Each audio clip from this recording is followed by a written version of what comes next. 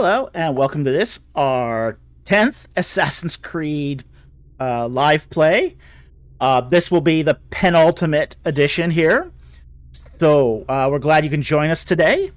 We don't have a lot of people in the house, about 5, so kind of on the short side. So, you're going to get exclusive access today.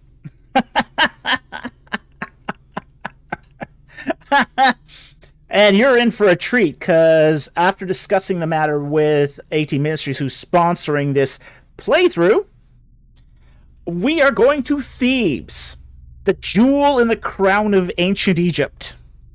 So, we're going to jump right into Thebes once we get started with the gameplay. We've got a few super chats here. We'll start with those. So, we are excited that you're joining us, and really looking forward to this.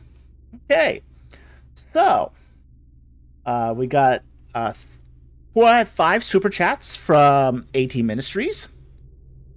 And the first one here, it says, if I can read it, what's the Egyptian board game that's like backgammon? How do we play it? Can we make a board set by the time of the Egypt tour? Okay. Egypt actually had several board games. There is Hounds and Foxes, or Hounds and Jackals it's sometimes called. And it's basically where you race these pegs, these dog-shaped pegs, white pegs versus black pegs, across the board. We don't know the rules to any of these games, okay? But Hounds and Jackals is one. Another one that's very similar is Senate. Now, again, we don't know how Senate is played. There have been various people who have made up rules for it, but again, we don't know. So that's probably the closest we have to our modern board games, but there were a variety of different board sets that have been found throughout Egypt. So it looks like the Egyptians were very, very keen on playing board games. We just don't have any of the rules for any of them, unfortunately.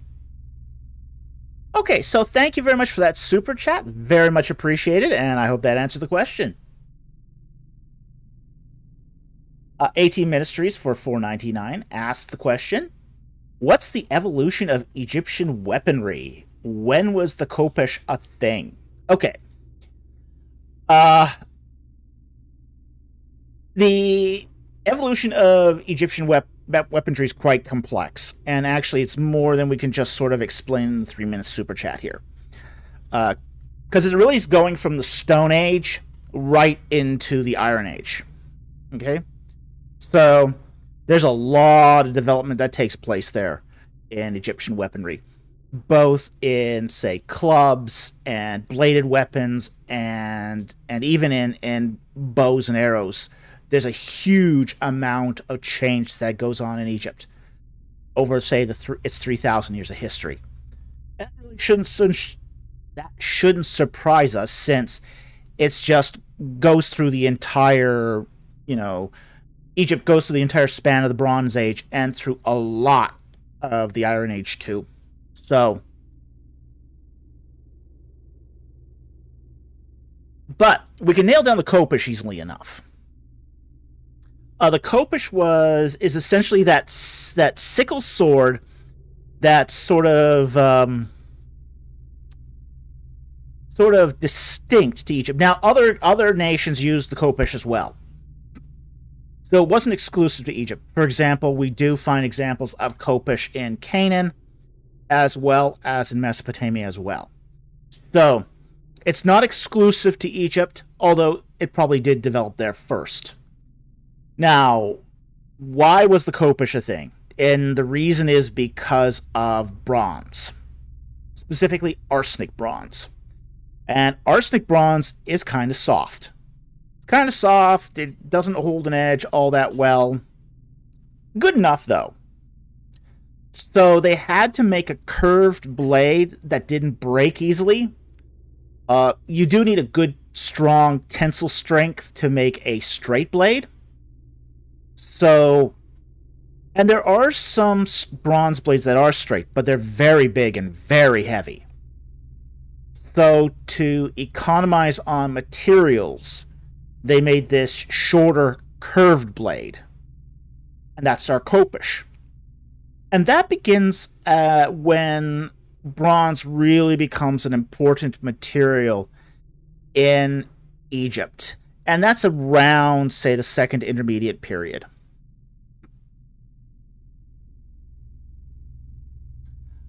Next is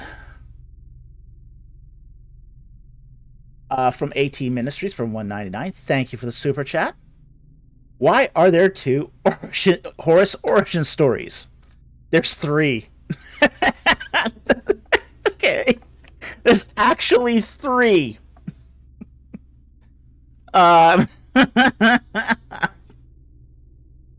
There's and some of this is the fact that there were more than one Horus. Okay?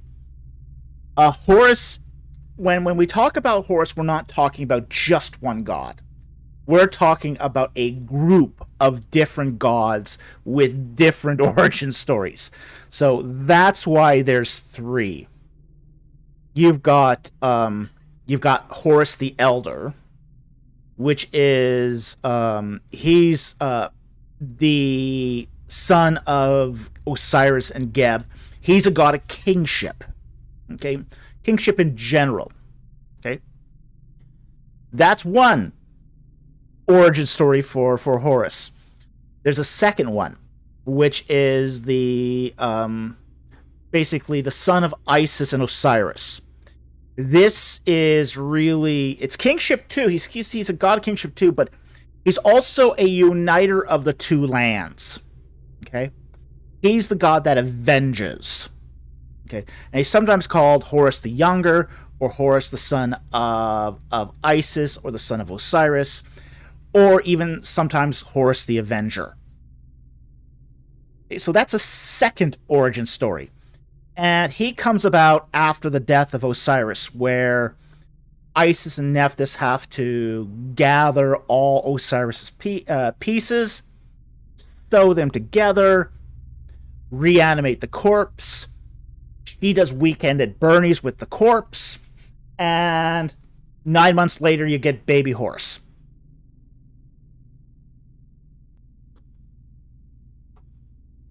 Finally, there's also a Horus, Horus the Child. And later on, this is a very popular Horus myth in Hellenistic times. Horus Hippocrates.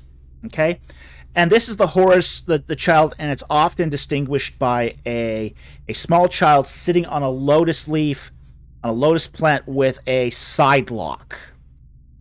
And this particular Horus he spawns from a lotus bud. So he comes out of the primordial waters, out of a lotus lotus bud, and he becomes the renewal of kingship. So 3 different Horuses, 3 different origin stories.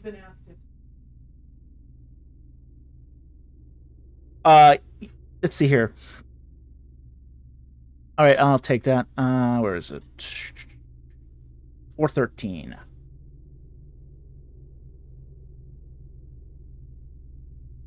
Darkblade asks, do members of the conscious community make the error of conflating these Horuses? Yes, they do.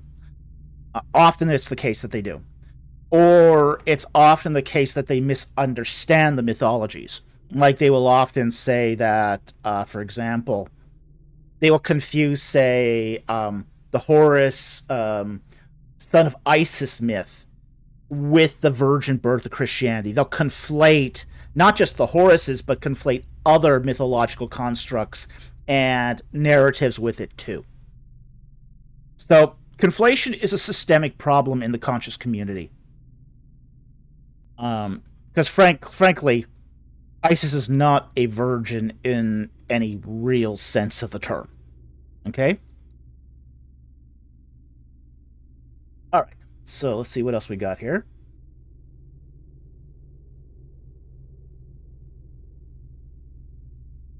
Um, what? Ooh, ooh, bad pun, bad pun. Not gonna repeat that. 18 ministers for 199. When did the Egyptians discover writing? Uh, they came up with their writing system roughly around 3100 BC. It seems to have taken place in the Nagata 3 period, although it's usually as wine dockets. Our oldest wine dockets date to Nagata 3, so Dynasty 0. So that's our oldest sort of piece of Egyptian writing. So we generally attribute it to around 3100 BC, although these dates are in flux. People debate these dates all the time, and they debate the significance of those wine dockets as well. But that's generally agreed on to be the earliest writing, and it's I think the particular wine label in question mentions the city of Naken, which was the Nagata 3 capital.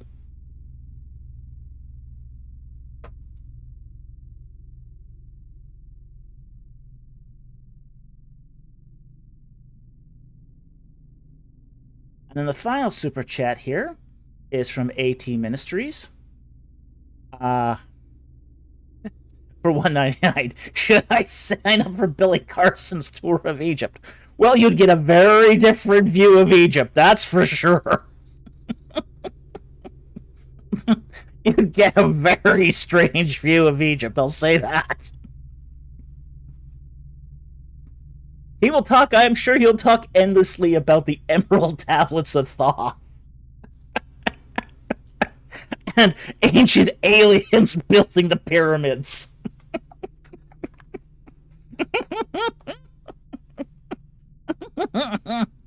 Could be. Hey, there's no reason why you couldn't sign up for both. It's just, it would be a very different experience, that's all.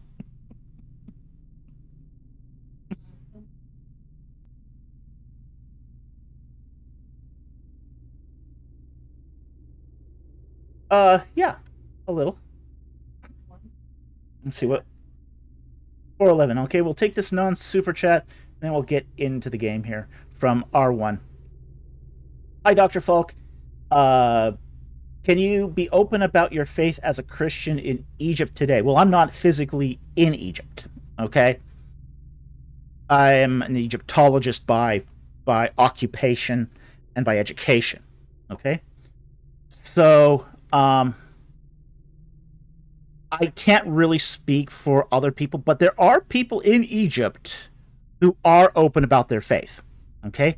Now, and I think that's what you mean by the question here is can a Christian who lives in Egypt be open about their faith? They can be, but they have to be careful how they do it. And it was very interesting. I actually saw a Coptic person in Egypt evangelize to a Muslim. It was really interesting. It was really interesting because one of the things you can't really do as a Christian in Egypt is really talk about Jesus. Okay, you can't really do that. Because if you talk about Jesus, you're going to end up contradicting Muhammad. And if you contradict Muhammad, you're going to get into trouble with the local Muslim population. Okay? So, that's sort of off the table. But what's really interesting when I witnessed this, and I saw this, it was 9 p.m. at night. I was coming back from a photo shoot, and the guard at the hotel, the night watchman, he was a Coptic Christian. And He was having tea with the Islamic guard from Abu Simbel. One of the other reasons why you should sort of stay overnight at these places is you get to encounter these really cool things you would never ever see otherwise. And I don't speak Arabic, but I could follow along with this because there were things he was discussing things with the Muslim that was all out of the Old Testament. He was talking about Moses, which they both accept. He was talking about King David. They both accept the historicity of King David. They were talking about the Egyptian kings like Ramses. So, he was evangelizing through the Old Testament. So, they can be open about their faith, but it's one of those things where they have to be careful how they do it. And Muslims it's really difficult for a Muslim to convert to Christianity. So they do expect, like, for example, if you work on a dig at Egypt, you are required to disclose what religion you are. They want to keep track of all of that. They want to keep track of foreigners and their religions. So they want to make sure that they want to control missionaries coming in. They're very, very protective of the Islamic faith over there. You're fine as a Christian tourist. Yeah. Yeah. Yeah, you're fine as a Christian, as a tourist, as long as you remember this is not your home. Okay? Locals who are Coptic Christians can talk about their faith and be open about being Christian. They just have to be a little careful what topics they talk about.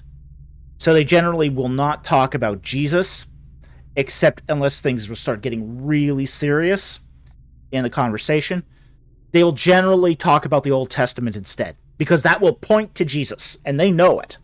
So it was really fascinating to listen in on that conversation, even though it was all in Arabic. For example, I kept hearing the word Navi, which is prophet. So it's prophet in Hebrew, it's also prophet in Arabic.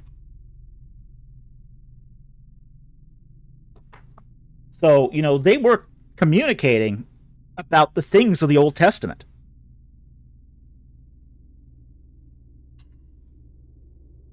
Also saw Gaius Octavius here. I'm going to take this, and then we're going to get in the game, because otherwise we won't get in the game. We'll just end up taking chats all night. Gaius Octavius, what are your thoughts on the SBC Southern Baptist Convention potentially adopting the Nicene Creed? I'm surprised they hadn't already. That's what I'm more... I was actually more surprised that they had not adopted the Nicene Creed. The Baptist? Yeah. Apparently the Southern Baptist Convention had never adopted the Nicene Creed. That's actually really surprising. That's got to be an oversight. Yeah.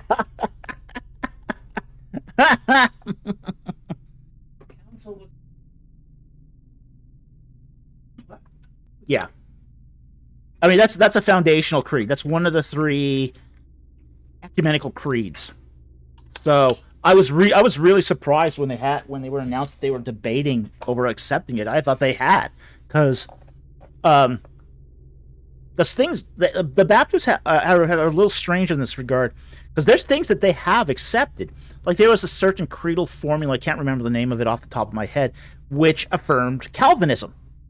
The Southern Baptists had accepted that in their distant past. But to hear they hadn't accepted the Nicene Creed was kind of really surprising. I was shocked. I think you have to be a little careful about some of the things about the Nicene Creed, especially how one reads the Nicene Creed. But apart from that, I think it's a very good thing for a church to adopt. Okay, I would fully support the SBC adopting the Nicene Creed. It's an essential statement of the Christian faith. Okay, so with that said, let's start getting into the game. And we are going to go right into Egypt. So let's see here. Curse of the Pharaohs? Thebes. Yes, that's the one we want. Oh! Okay, current objective is Thebes. Woohoo!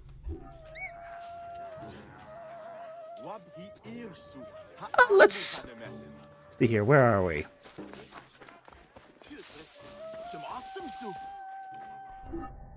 See if we can get there quickly.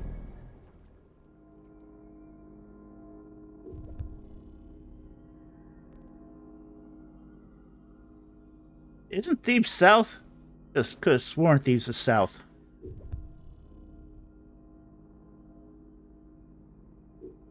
Fast travel.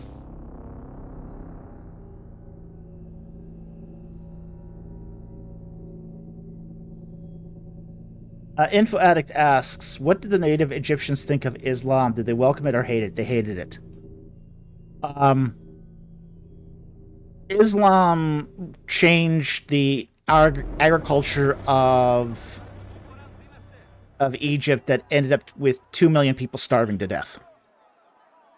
They ripped out the papyrus and the barley fields and put in and the wheat fields and put in cotton. It was economic, yeah. It was not a religious thing. It wasn't that they were so opposed to the religion. They were opposed to the economics of what Islam brought.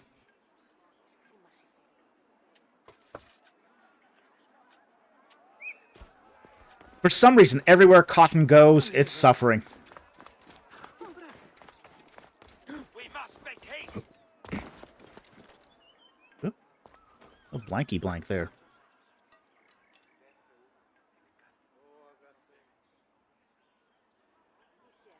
Okay. For some reason, my browser went blank. Hurry. Oh, okay. There's another super chat. I'll see that come in. Also want to thank Jack Ray here for 10 memberships. Really appreciate that. Quickly. Your support of the channel means a lot to us, and we can see it. So thank you. You're making a real difference, and we really appreciate it. AT Ministries. What was Egyptian naughty literature like? Was it like photos, or were they narratives? Was it random people, popular people, or gods? Okay, great. That's actually a great question. It was naughty comics. That's probably the best way to put it. It was common people. So typically in that literature, commoners were used.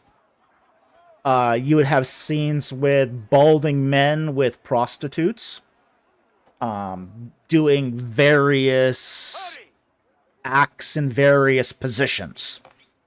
Okay? So, it wasn't popular people, it wasn't gods, they didn't go there. Okay?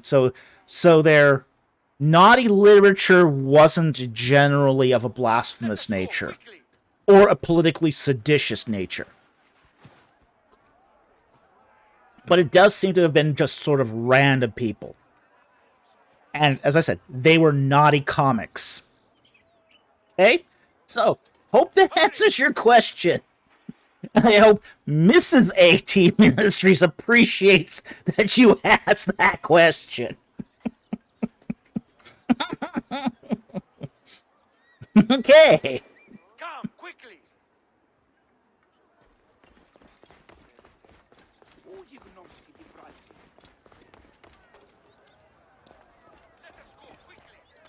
No Neath Horse fanfiction? No. No, that wasn't a thing. Getting into the game here. Because we want to head to Thebes. Get out of my way. I want to go to Thebes. Get me to Thebes now. Headed Hello, for Thebes. Yes, we're going to Thebes.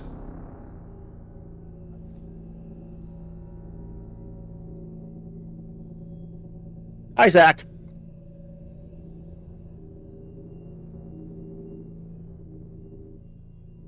Okay.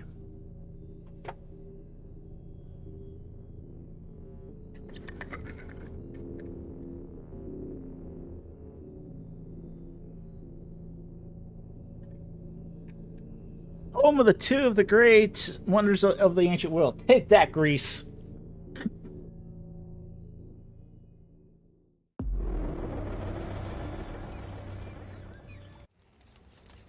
Bayek, I do not send you greetings, but a warning. 4 years have passed since we laid the last to rest, but the creed spurs us ever onwards. I have captured a messenger bearing news of another That looks like the Eastern Bank. This time in Upper Egypt. You must go at once. Give this parcel to Merti. She lives and runs her business near Luxor. She owes me a favor, not friendship. The rest must fall to you. Find this artifact no matter the cost. Okay, this is gonna be cool. Let no one unleash its power on those we once swore to protect. Welcome. Welcome in Thebes. You need a He's got a tattoo. Tattoos were a thing in Egypt. a bodyguard? Is that a tattoo or a scar? I don't know. What is this? If it's a tattoo, The Pharaoh's curse! Pharaoh's curse, not a thing. As Ra lives, he landed a blow.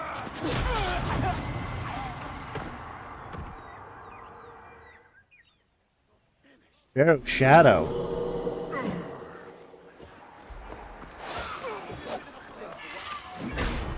You are nothing but a pigment. Return to the Duat. I honor the gods. People are innocent. She comes for me. I saw nothing. Why do the I am no pharaohs easy punish? prey. Amun Who protect summoned me. you?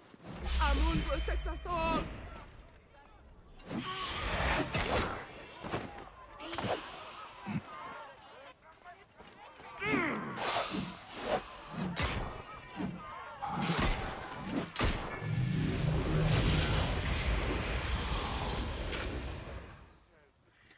Okay, Someone has the artifact. I've Is killed using it to 3 summon the people to long get rid of dead. 1 shadow. I must stop them. Great before this dark exorcist. flood all of Thebes. Amunet said her contact Great, was near fantastic exorcist here. Killing 3 people to get 1 shadow. Woohoo! Okay, let's see if we can get to Karnak. That should be Karnak over there, if I'm not mistaken. Karnak is Thebes, Thebes garrison. Let's go around the garrison.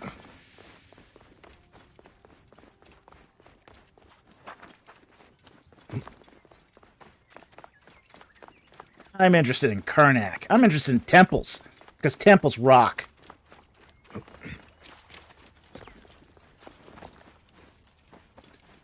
Granary.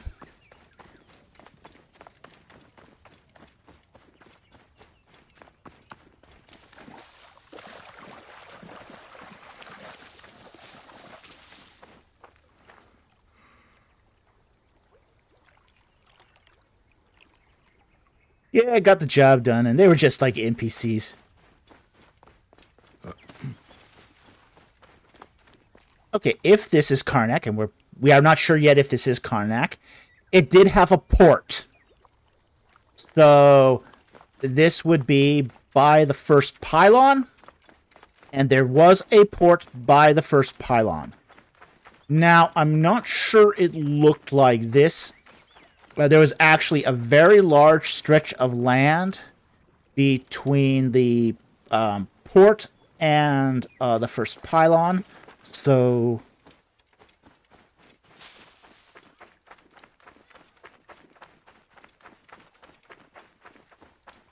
are lily pads, period. Not these ones. Okay? They did have small lily pads, because you find the blue lotus in Egypt, but these big ones that you can, like, walk on, those are indigenous to Southeast Asia. They're not indigenous to Egypt.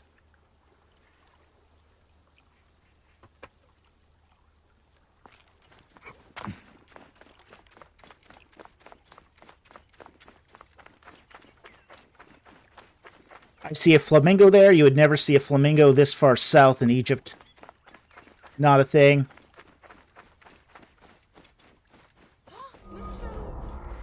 Karnak! Woohoo! Oh, we're gonna loot Karnak!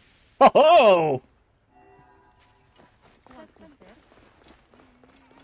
Okay, now there should be a Sphinx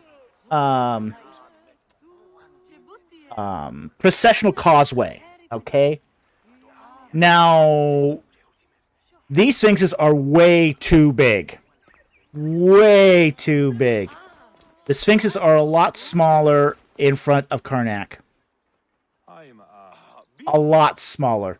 They're only come up to like 6 or 7 feet tall, not these massive 20, 30 foot sphinxes. You don't find a sphinxes that big in outside of, say, Giza or Memphis.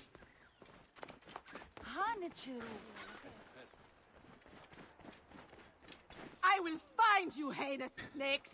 Find the offerings you stole from Amun, Lord of Thebes! Yeah. Now, the elevation here is not that high. There's not that big a difference between the river and the steppes of Karnak. The difference in elevation is actually much lower. Find the offerings you stole from Amun, And Lord of there were times when the inundation would flood Karnak Temple. And in fact, there is in the first pylon here, okay? You see one register at the bottom, 2 registers, the second register above it, right above where the upper tip of my bow is. There's a mark up there in like chalk from, I think it's 1886 or 1872, the end of the 19th century, where, yes, we're in Thebes. 18th century, we are in Thebes. We are in Karnak Temple. Right where the tip of my bow is up there was where the water line came during that 19th century flood. So it ended up flooding the entire temple.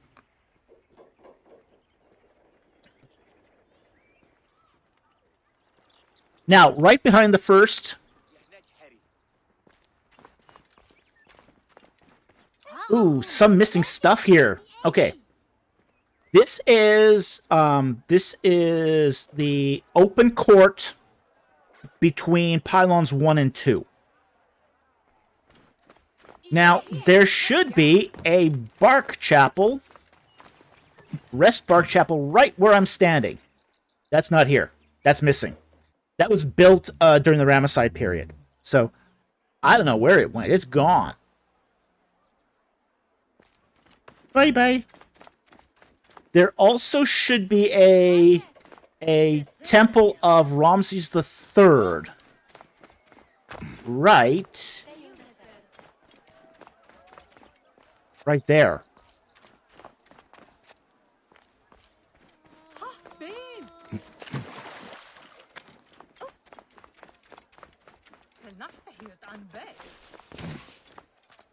Wait a minute, where's my temple of Ramses III? It should be right here. You should be able to go right through. There's a doorway right in the side of the wall here that goes right into a temple of Ramses III. And it's not here. It's gone. Okay. So we're missing the bark shrine, and we are missing the temple of Ramses III. There also should be a huge altar right where these these plants are. Why are there poppies here? I mean, poppies are cool, but this is not something you'd find in a temple.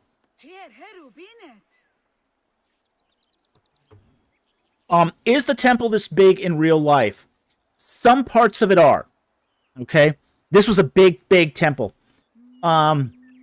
Luxor is slightly taller than Karnak, but this is a big, especially when you get into the Colonnade Hall. Now, I'm not sure why there are pillars out here. This would have been a covered Colonnade Hall if that was what those pillars were there for. But in the temple, in that courtyard, there's no pillars like that. So, yeah, they got some stuff wrong here. Now, this is the second pylon. Behind this should be the Hypostyle Hall, the famous Hypostyle Hall of Ramses II. And they did try to do the Hypostyle Hall, and actually, it looks nice. Now, there should be bark reliefs in here. Lots and lots of bark reliefs. And I see blank walls. Ah! Blank walls! Yeah, this should be completely covered with Ramesside reliefs. Ramesside reliefs of barks. This should also be bark reliefs here. No bark reliefs. The roof here should be taller. Okay, so this part of the Hypostyle Hall should be tall. This is a very, very tall hall. So this is too short to be a hall. Okay.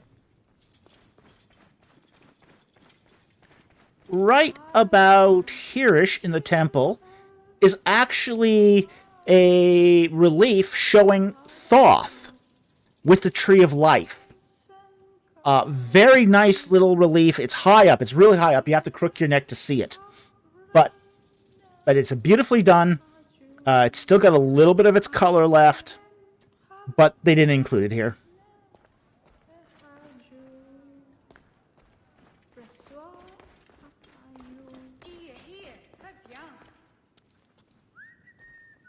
Yeah, they didn't let the barks. They didn't let the dogs out. Yeah, so there's no barks.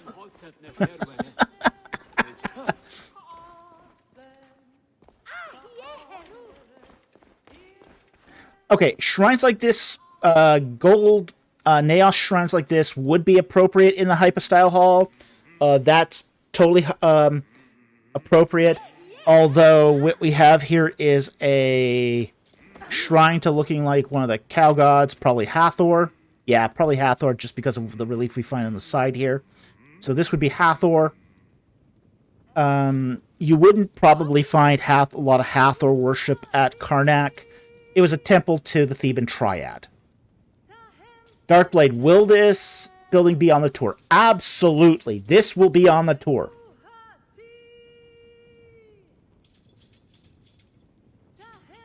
AT Ministries asks, what is the significance of Karnak Temple? It's the center of the universe. Okay, not to put it any less, give it any less due than what it is. The Egyptians considered Karnak the center of the universe. It is the place of the Theban Triad. It's the temple of the Theban Triad. So Amun-Re, who was the king of the gods. Khonsu, which was the moon god, who was the son of Amun-Re, and the goddess Mut, who was the mother goddess. Okay, so, and this was the ancestral cult site of the Theban dynasty. So, you'll often hear Egyptians talking about the universe divided by its proximity to Karnak. So they will often say, you know, I'm north of Karnak or south of Karnak, that sort of thing. So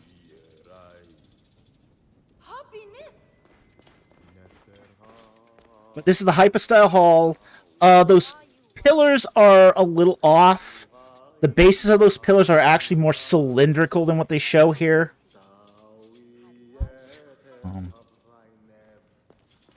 But that's a small niggling thing. Okay. Now we are starting to get here into, this would be the third pylon here. And now we're starting to get into the Tutmosid sections of the temple. So the sections that are built by the Amenhoteps, like Amenhotep III, Tutmosis III, Hatshepsut. And there should be a couple more pylons here. There should be at least 2 more pylons before we hit the Tutmosid Temple. But instead, we hit the Tutmosid Temple. We have to understand that this site is 100 acres. It's huge. Absolutely huge. The Tutmosid Temple is still around. It's still erect. At least the Tutmosis III Temple is. The pillars are more square. Got Amon-Ra there, which is who should be here.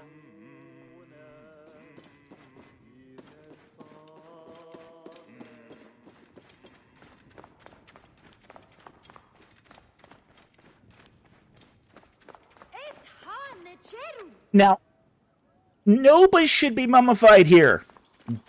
Okay? This is not a place where you do that mummification. Okay? That's not a thing. In this temple, everything is ritually pure. So bodies are not going to be mummified in this temple. Ever. They're going to take the mummies to the west bank of Luxor, of Thebes, and they're going to do that mummification there. Yeah, they've ritually contaminated the sacred space. Good going, guys. Jack Ray, unsacred space. Oh, yeah. Yeah, they totally ritually defiled this. No! Maybe he's just taking a nap. Nope. That incision would preclude him from taking a nap. Yeah. Yeah, mummification, it was not done at Karnak. It's a divine temple. Everything has to be ritually sacred and pure. You're never going to get mummification done here. Just isn't going to happen.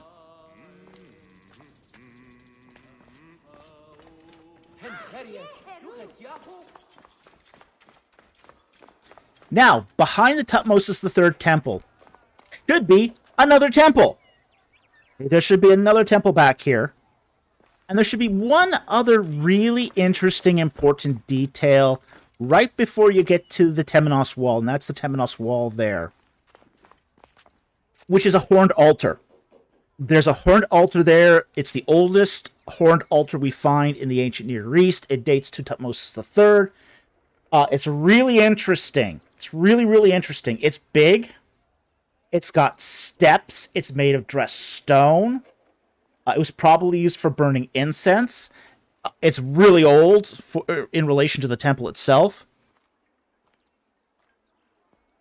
Some people have called it a Semitic horned altar, although there's no evidence that... the horned altars we find in, say, the Levant date to the 9th century BC or later. This is 13th, 14th century. So,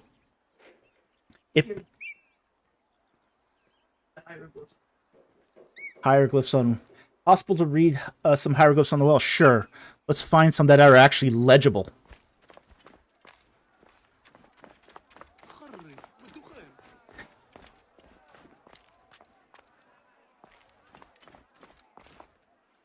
Okay, we got a cartouche up there, which is Heka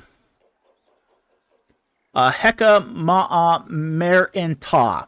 So this is Merneptah. Okay? So we got that. Right beside it, it says above it Nebet, which is that bowl-shaped, and the little bread loaf which is Lord. Got here.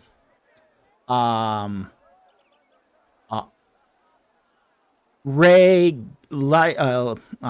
given life. Ka'u ha'a mati. Okay, so the bull of praise, makes orderly. Okay, so that's some rough hieroglyphs there for you.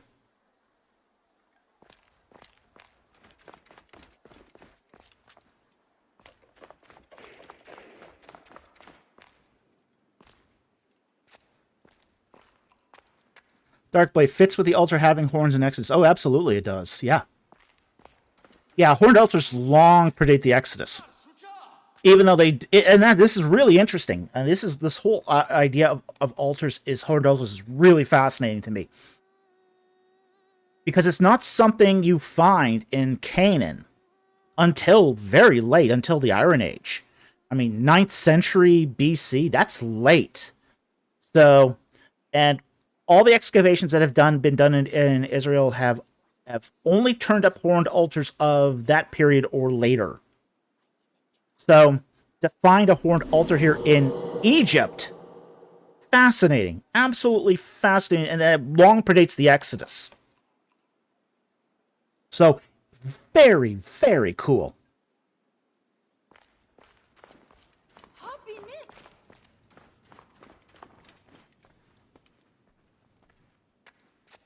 Okay, so now we've gone to the back of Karnak.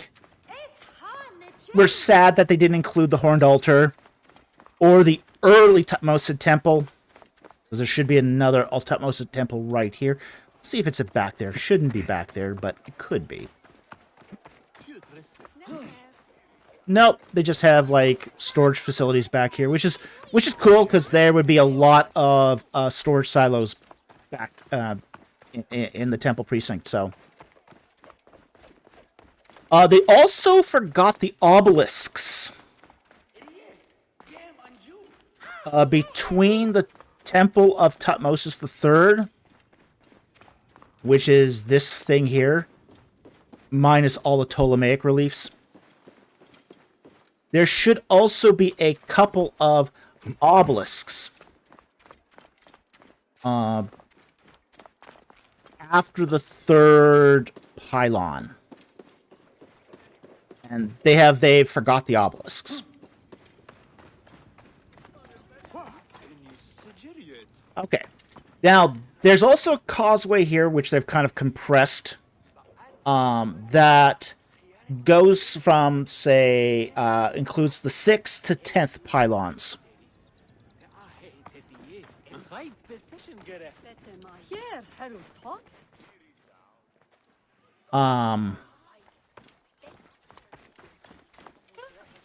There's no sacred lake there. At least it shouldn't be. By the way, the Egyptians believed in straight corridors. So this idea that corridors were broken up by bodies of water, they didn't do that. These are processional causeways. You're supposed to be able to take the barks easily in and out. It would be a big problem, yeah. Toss the god into the brink. Into the drink. Yeah, these pylons are processional causeways. So you're supposed to carry the god. There's no set we're at either now that I think of it. Let's go back to that temple.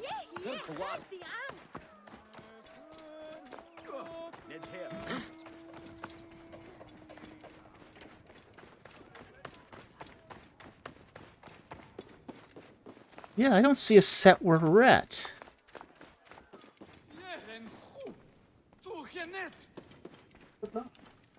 Yeah, a lot of statues, but no god.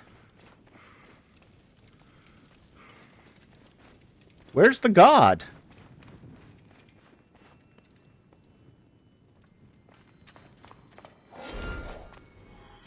Loot.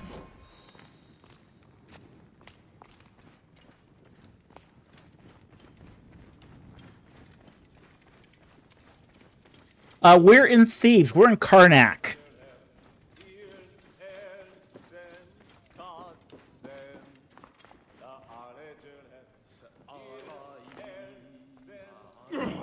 Oops.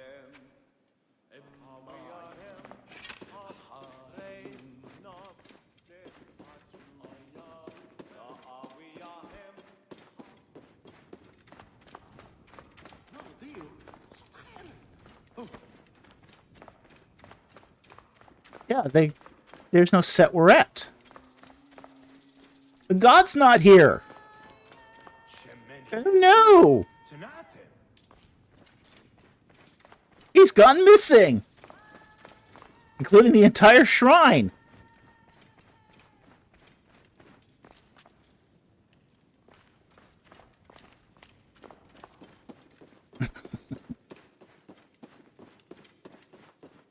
No set we're at. That's a tragedy. Man, we could have seen a shrine within a shrine. Maybe they'll do it in Luxor. I hope they do it in Luxor at least.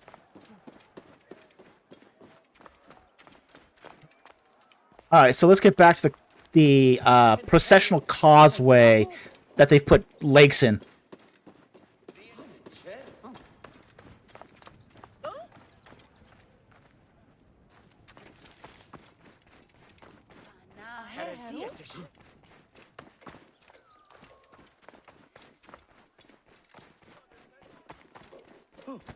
Mouthwash, we're playing the Curse of the Pharaohs because we're running out of time, essentially. This is the second to last episode, so we are doing Thebes, because Thebes could take us a little more time than, say, some other sites because of how expansive Thebes is.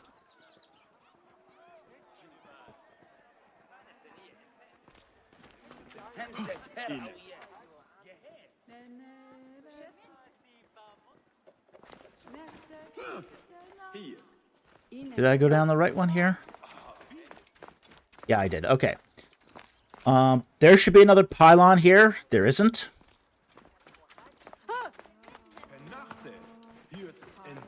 Okay, I see a couple of obelisks here, which are in the wrong place. Those obelisks should not be there, and they wouldn't look like that anyway. Hey, Mama, we're in Thebes. We are right now in Karnak Temple. Out of the way. Right out here should be a ritual lake. There's no lake. Where's the lake? Where's my lake? The lake's gone.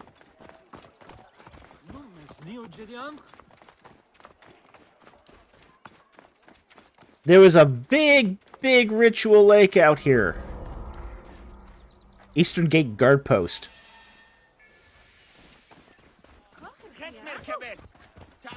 Karnak's missing a lot. It's missing at least 2 pylons. It's missing... Okay, so that we'll count that as 6th pylon. Okay, there's another pylon here, which is a good thing. There are statues in front of these pylons, but this should be statues of kings, not statues of gods. Okay?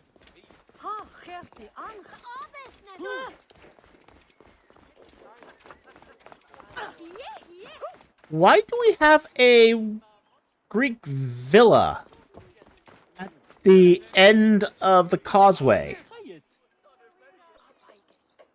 That doesn't make any sense.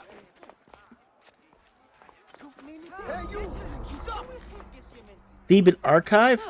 Wrong place for it. Even if there was such a place. Yeah, there should be another pylon here.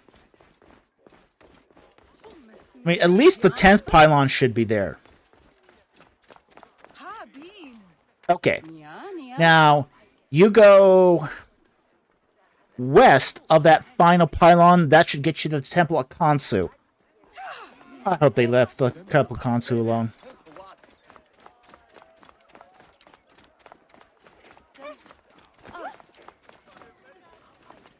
Now, one of the things about the pylons is they all align.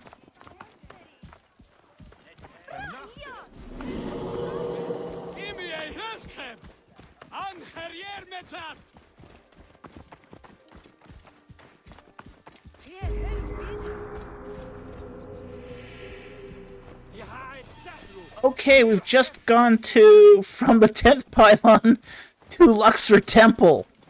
That was fast. The distance between Luxor and Luxor Temple, and Karnak is about 2 kilometers. It's about 2 kilometers on foot. There's a processional causeway of sphinxes that leads directly from Karnak to Luxor. So the idea that this is Luxor? Wow, that's interesting. Now, right about where those stones are should be a McDonald's. If that's Luxor, that's McDonald's. Right there.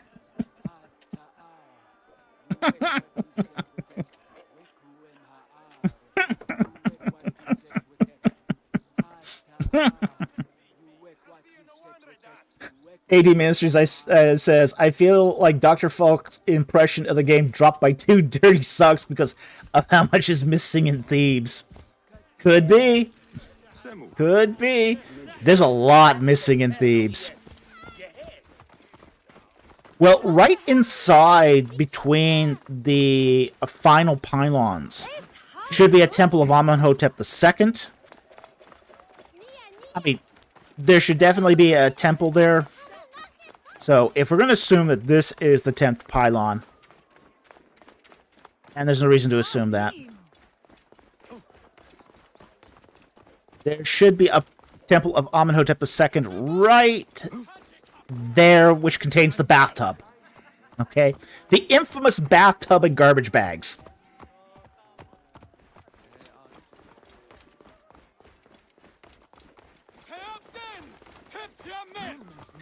And Temple of Khonsu should be somewhere around here, but let's get Senu here. See if they just put it somewhere else.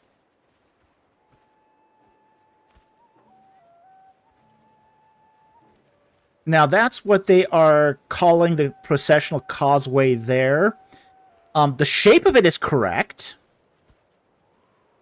Okay. So that bird's eye does actually give us a little idea. Now, there should be 5 pylons between.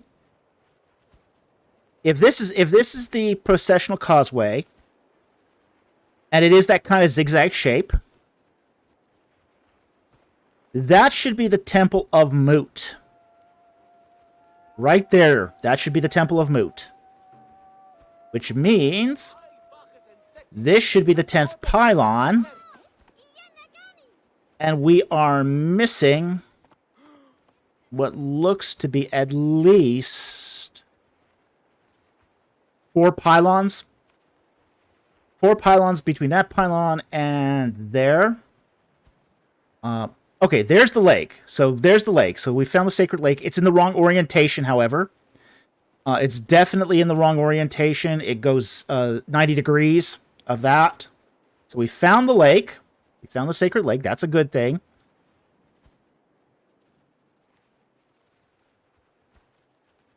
There should be a small bark shrine right in the crook of that causeway, right where my reticle is pointing, right in there, which should be full of garbage.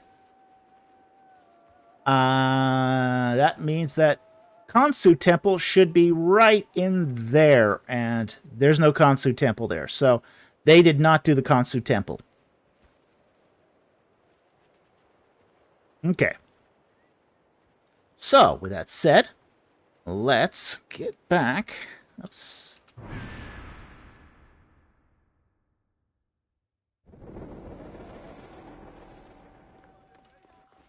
Okay. Now, the sphinxes to the ritual causeway are stacked really close together.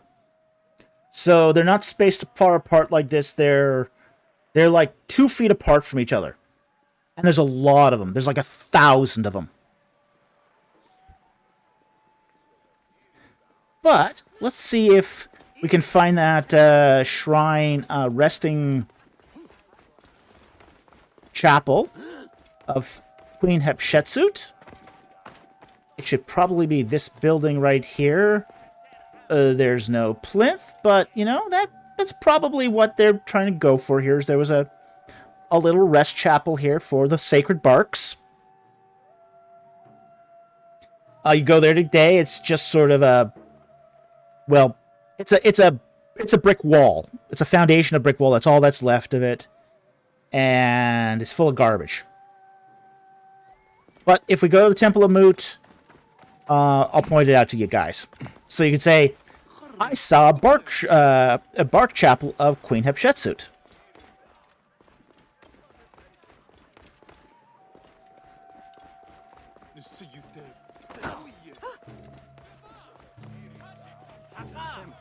Ooh, a sacred bark.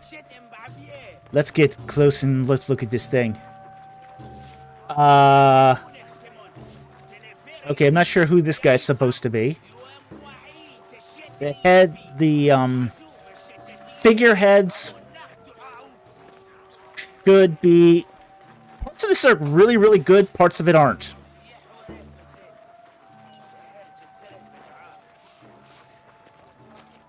It has a veil. There should be a vulture embroidered on the veil.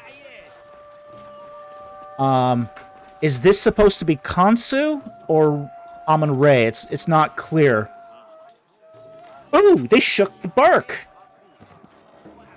They shook the bark. That's nice, a nice touch. This bark does not have enough poles. It needs more poles. We have to understand that these ritual processions are massive affairs. There would be like at least 24 porters. And it would have 6 poles, 3 on each side. 6 to 8 carrying poles. And they were long. I'm not sure what Thoth is doing on there, but, okay. The figurehead here is ambiguous. The figurehead should represent the god that's inside the sacred bark. So that should be, so if this was a bark of Khonsu, it should have the lunar disc on the, figureheads. If it is Amun-Re, it should be the figurehead of Amun with the double crowns.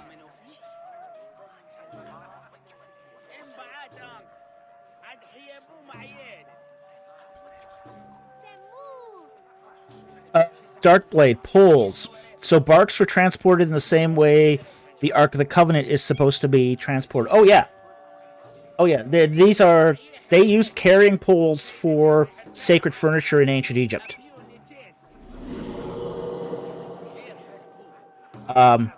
One detail they did get right here is there is a sledge. Okay, that's a good thing. And the poles were made part of the sledge. However, they didn't have those sort of little legs underneath the poles. That's not a thing. The frieze at the top should be the Uraeus, and that does not look like an Uraeus. That looks like a goddess. There you go. Did they get the door bolt right? Okay, there are doors on the front and the back of the shrine, particularly the front, and there is no door bolt. That door bolt would be made of silver. So while the whole sacred bark would be made of wood and then covered inside and out with gold foil, the door bolt would be made of silver, which was a very rare commodity. Garlands are usually going to be beads, okay? Although flowers could be used in some cases, but there'd be beaded colors on the bark. And one of the testimonies we have from ancient Egypt is that these barks were exceptionally heavy because they were loaded with so many beaded necklaces. I don't know if you've ever gone to like a bead fair, a place where that sold beads for wholesale or a jewelry supplier. One thing you'll notice is if you pick up like a bundle of beads, how heavy it is. And that's because it's rock. So they would basically put strands of beads all over this thing. So that would increase the weight of these directly. This incredibly, which is why they needed one of the reasons why they needed so many porters.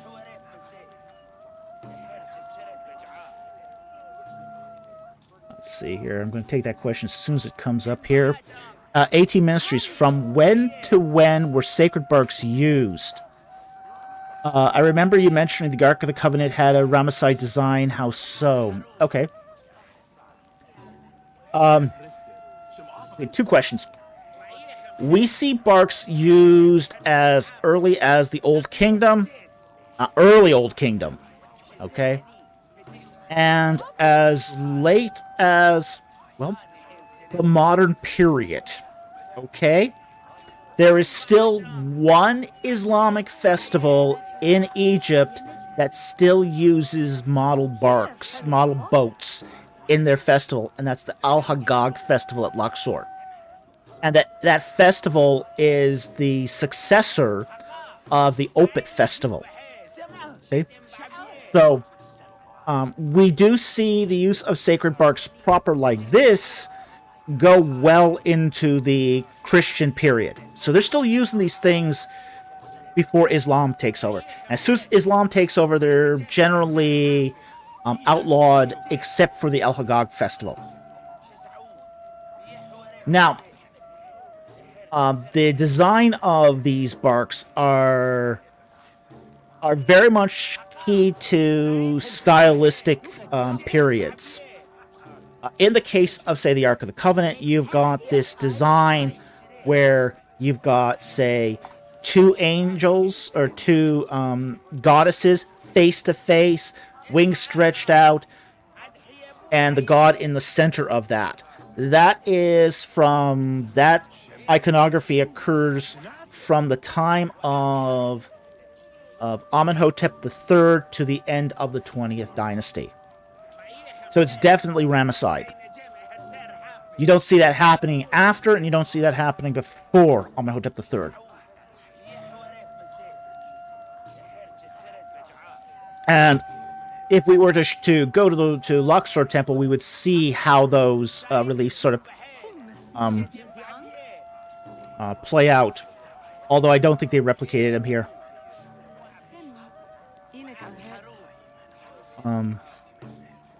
There should be reliefs on the doors here, not just wood paneling. All that was decorated. Basically, they would cover it with the wood box with plaster and gold foil, and then put reliefs in there. Ancient History Gamer, you're in Thebes now? Yes, we're in Thebes. Okay, so that's all we're probably going to say about this. The other thing is, there are little figurines on the bark, and that's a good thing. Usually there should be.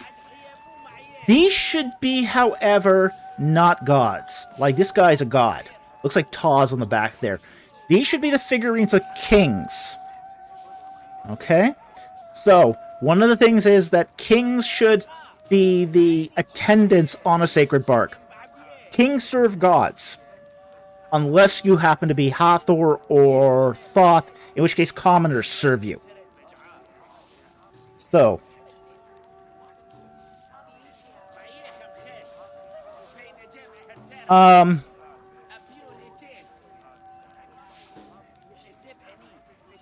Yeah. Okay. Okay, so anyway, that's going to cover most of it. Again, that veil should wrap all the way around, and it should be embroidered with a vulture. Okay, so that was commonplace at the time. Okay, so we're going to let these guys continue on with their ritual procession, but so they're coming from Luxor, so it's probably the Opit festival. Now, these festivals would go two ways. If they did the Festival of the Valley, they would go from the first pylon, take that dock, and travel across the river to the valley, to West Thebes, and then travel down do a procession amongst, say, the funerary temples, and then come back across the river to Luxor. Then from Luxor, come up the processional like this.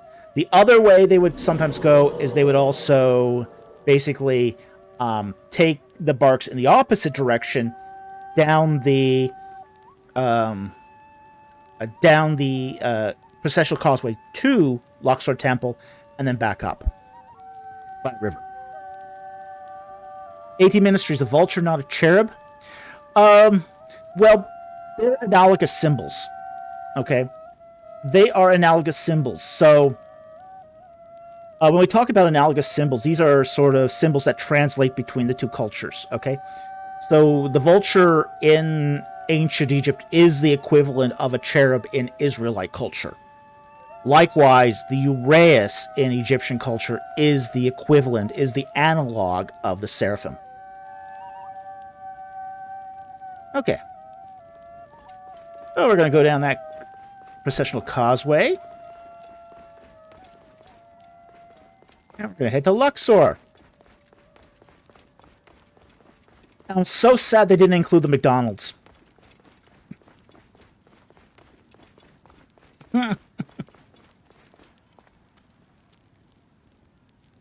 A king shadow has appeared. You are endangered now. Yeah, but he's like 100 meters away. What do we care? If I encounter him, I'll deal with him.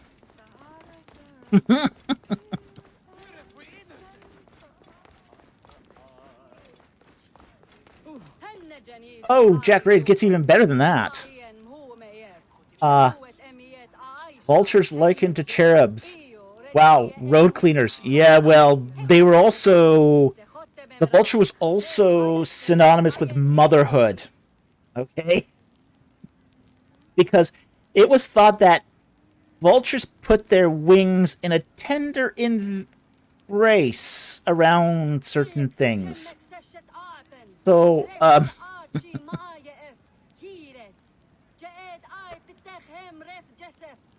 Ancient History Gamer, we know that McDonald's was installed by Amenhotep III. Well, some of those burgers will last longer than the mummies of Egypt, I'll say that. They have so many preservatives and they do not decay. McDonald's has mastered the art of mummification. In fact, that's where the Egyptians got it from. McDonald's.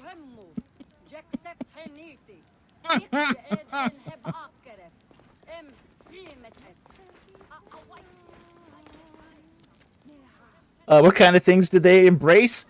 Carry on. Okay. Okay. Luxor Temple. The first...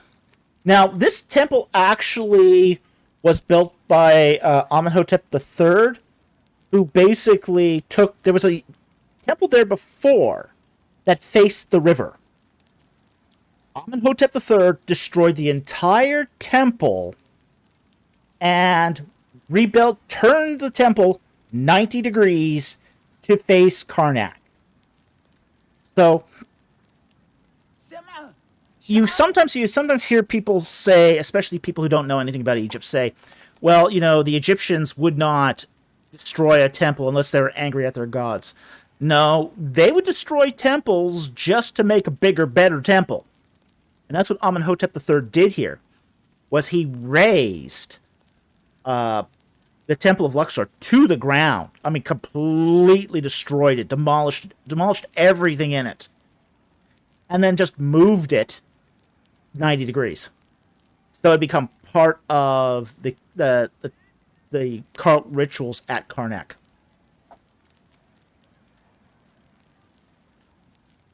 Okay, now if this is the first pylon at Karnak, or at Luxor, this is way too small. Okay. There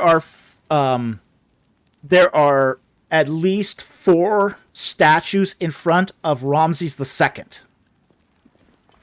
So, what they have here is 2 statues here of Amun-Re, and this is not what's at the front. What's at the front of the first pylon at Luxor is statues of Ramses II. Yeah. I must be careful now. Stop your shit! Hey, is that any way to talk?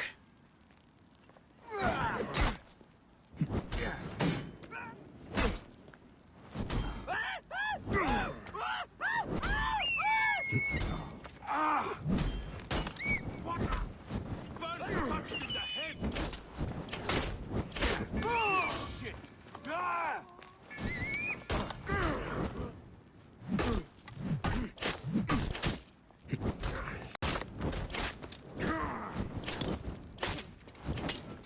What's this garrison doing in the middle of Luxor Temple anyway?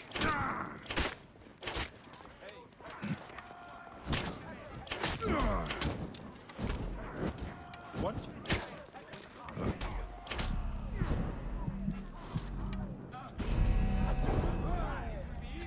Just got killed.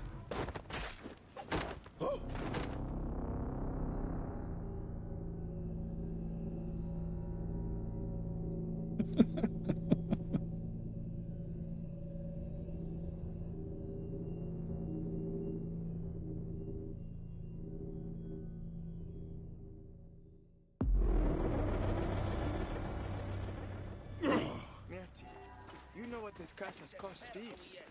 Cost me. I have no one left. Halt!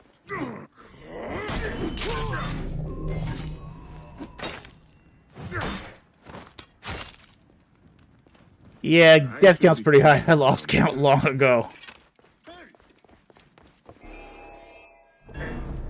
Time to die, filet. Oh, nice. He called me brother in Greek. Death for you. I have the bastard! Get the bird! With that, you madman!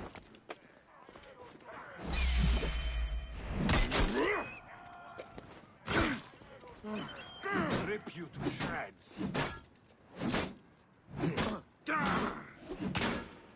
Don't be playing with me. Sorry, what? I'll get the fire going. Hey. Soldier at Luxor, I mean, it's kind of weird, as I said, to have a garrison here inside of the temple. There were temple guards.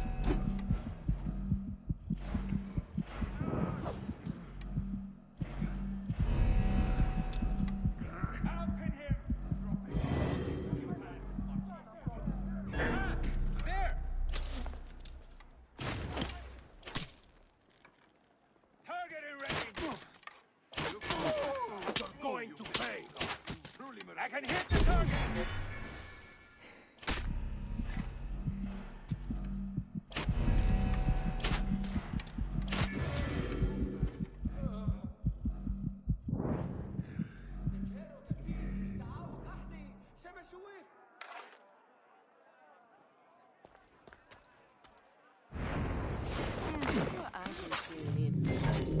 Here we go. That scorpion? He wouldn't give me a fish if monkey spat out.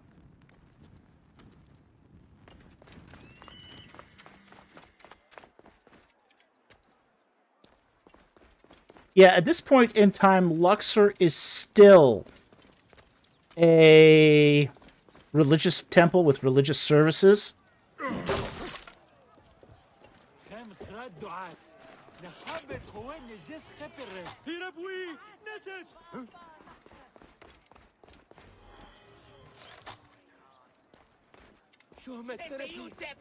Luxor Temple remained a religious temple well into the Roman period. We do find some Roman inscriptions or Roman architecture at Luxor. It's all post-interesting. But it is there. We find some Latin inscriptions. There's some busts of some Roman emperors.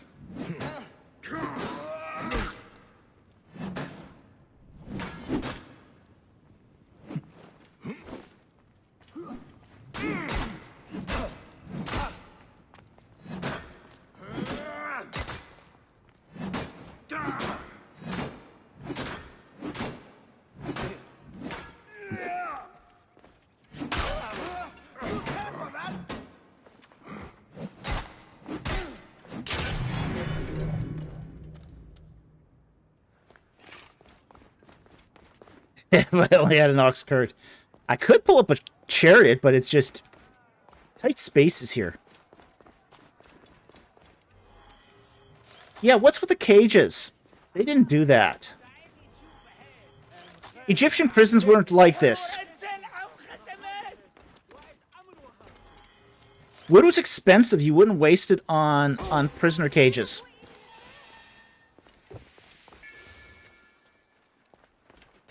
If they were going to basically capture you, they would basically ship you out to a stone quarry somewhere and just leave you there.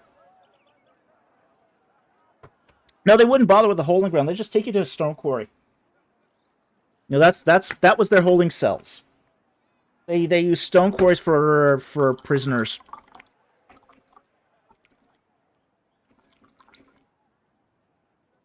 Because no one is.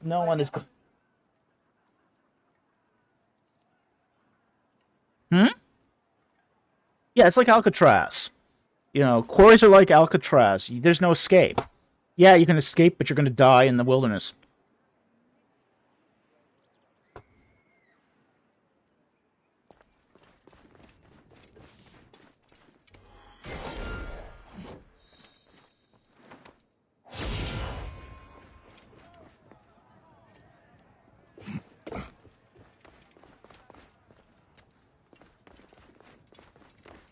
Okay, after the first pylon at Karnak, there should be a peristyle hall. And it does look like they did do a peristyle hall here.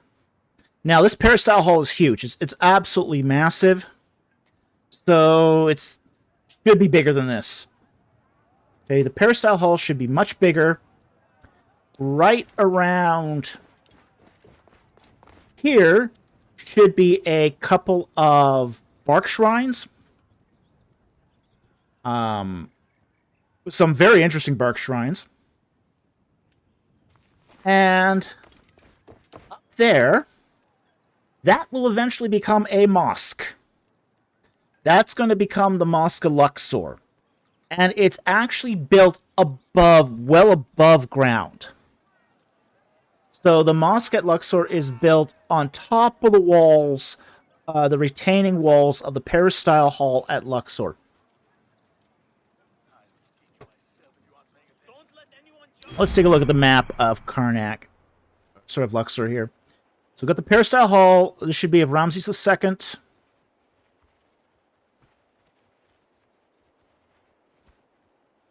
There's another massive columned hall here. It should be. And that's looking fairly good. Another hall. And then we should be getting to the set we're at. Where's the set we're at? Where's the actual Temple of Luxor? I don't see no Temple of Luxor. Oh, dear. Oh, dear. All right. The game map of Thebes. Okay, let's look at the game map of Thebes. Okay,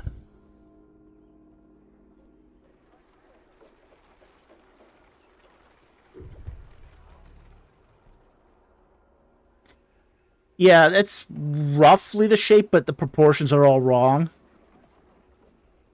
They got the port. That's cool.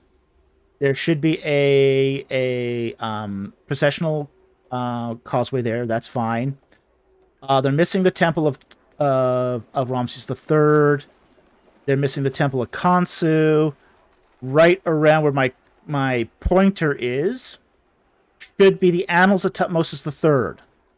Okay, I'm pretty sure they're not there. And then you got the Tutmosis III temples back here. And then you should have another 4 pylons down this way, and I only count 2 from the sky. And that is not a Theban... that should be the Temple of Mut, and it's not the Temple of Mut. It's definitely not the Temple of Mut. The Temple of Mut has a lot, about 1,000 statues to Sekhmet in it. So we should be seeing a lot of Sekhmet stuff in the Temple of Mut, and what we found there instead was what looked like a Greek willow, a Greek villa. So, no Temple of Mut, really. Aman asks, the latest issue of Armstrong Institute's magazine mentions Moses as the prince who disappeared. We are doing a video on that. Just to let you guys know, and basically to thank you guys for joining us here today. A little heads up, we are doing a review of that article. So, when will that video appear? When I get it edited. It'll be a Monday release, though. I haven't exactly decided when I'm going to do the Monday release of that one. We tend to do our videos. We tend to film them 4 or 5 in a group. Okay, so we do a bunch of scripts, about 4 or 5 scripts. We film them all, and then we edit them on a week-by-week basis. And that's usually when we decide. No, it's not a normal popcorn review because it's not a video. So it's not going to be a normal popcorn review, but we are going to do a critical analysis of that article. Okay? So not a popcorn review, but we are going to really get deep and engage that theory.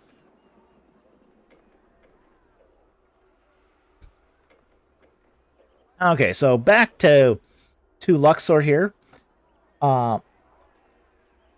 That's not quite the shape of Luxor from the air, but hey.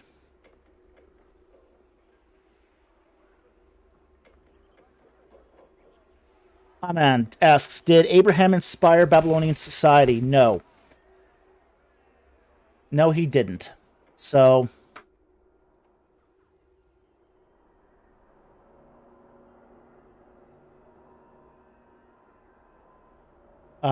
AT Ministries, a new man machine alert.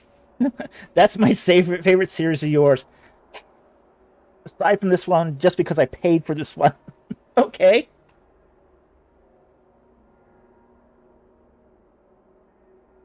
Yeah, Ancient History Gamer says Babylonian civilization predates Abraham. Yeah, by a long shot. Yeah, it predates Abraham by at least 800 years, if not more. So Abraham did not inspire Babylonian society.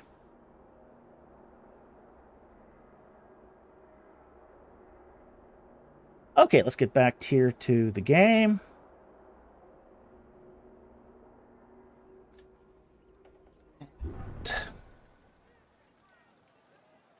So let's see what's in this columned hall. Now, behind this area here, and there should be a massive statue seated here of Ramses II. It's one of the most important statues in the Luxor area of Ramses II, and one of the most iconic. And it should be sitting right here, and is not. loot. Okay, now this is the big colonnade hall, at least it should be, of King Tutankhamun. King Tut builds a massive, or at least starts to build, a massive colonnade hall here. This is an extension that was made by King Tut. Oh, you're going to be a pest, aren't you? You will pay, Cross!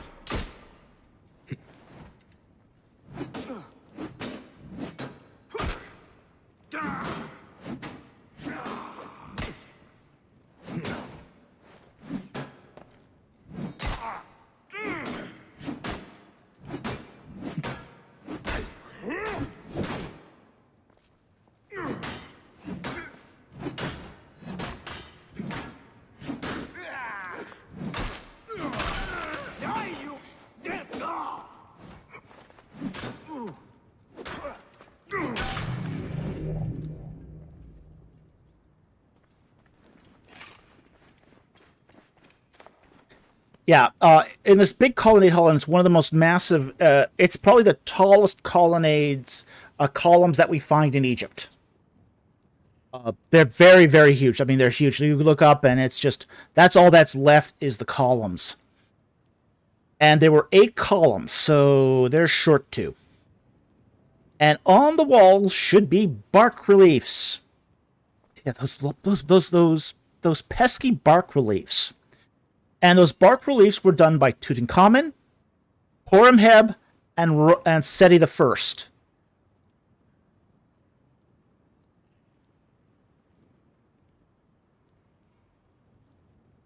It is true that Horemheb and Seti the First usurped some of those reliefs. That's absolutely true.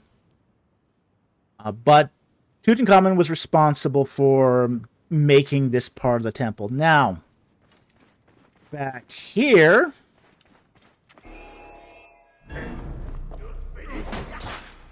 it's another soldier, which it shouldn't be here.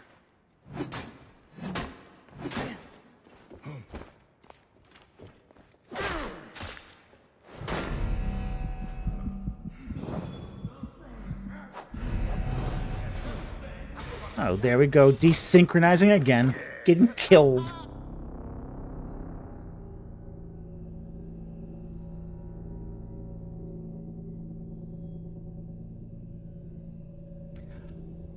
Amon, I wouldn't pump that article too much. I think it's very problematic.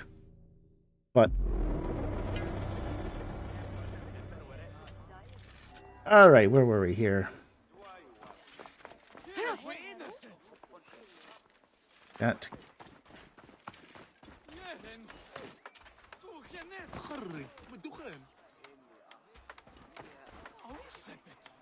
I need to find out where I am here. I'm on the other side of the temple.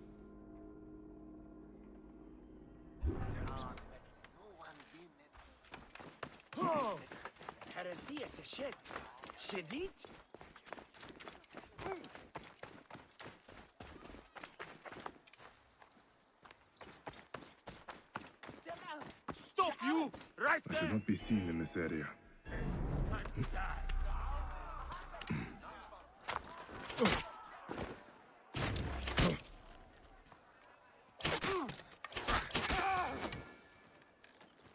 Target in range!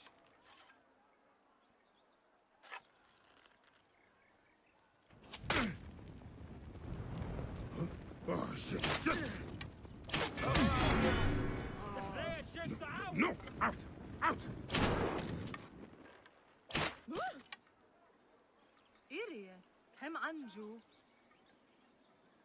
Come on out.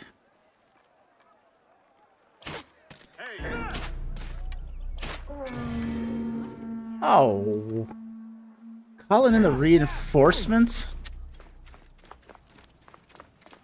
Hey, got you!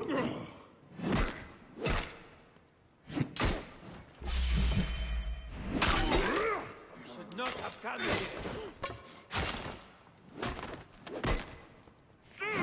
Peace. You will regret that. You will. I got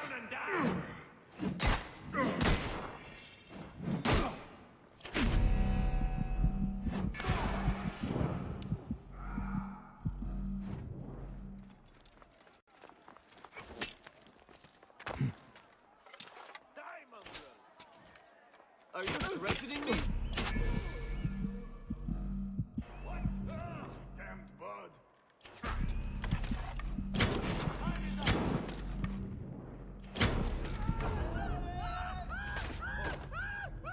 Need to bury you, quickly.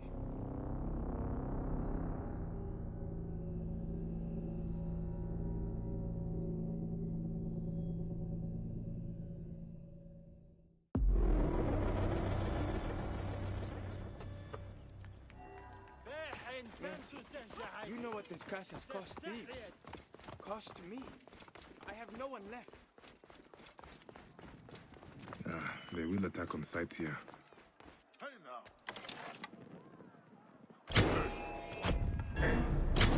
Rip you to shreds.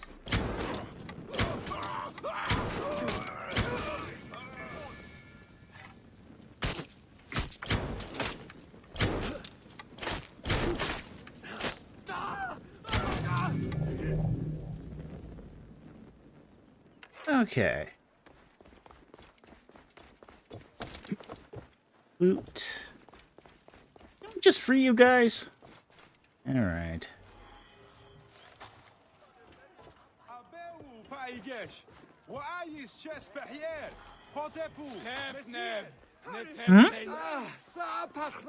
Yeah, maybe they could help fight. See if they're...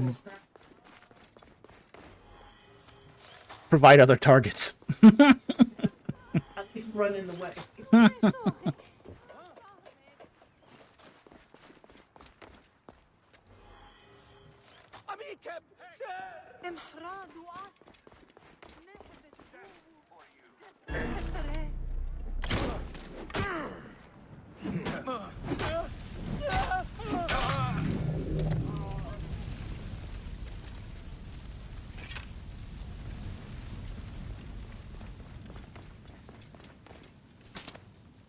Loot.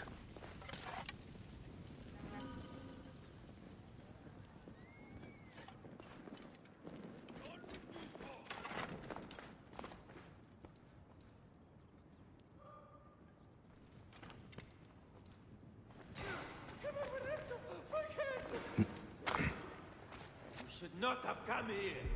You are for us. It's soon forgotten. Where is the smoke? Too close. What? Let us escape.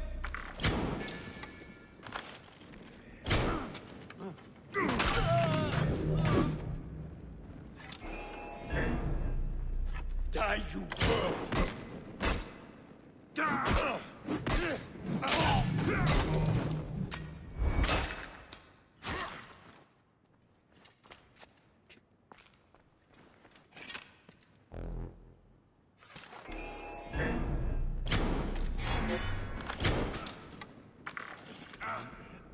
I will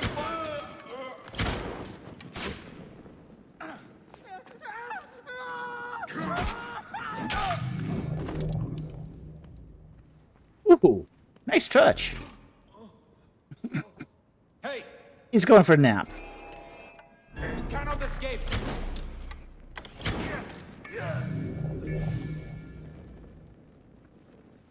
Hey now. Rip you to shreds.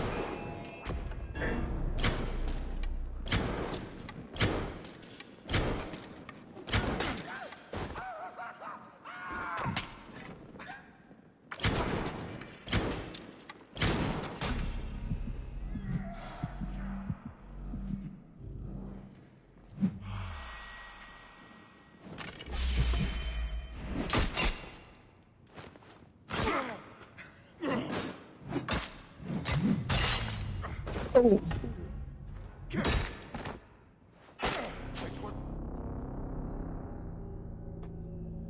Okay. Let's just talk about Luxor then.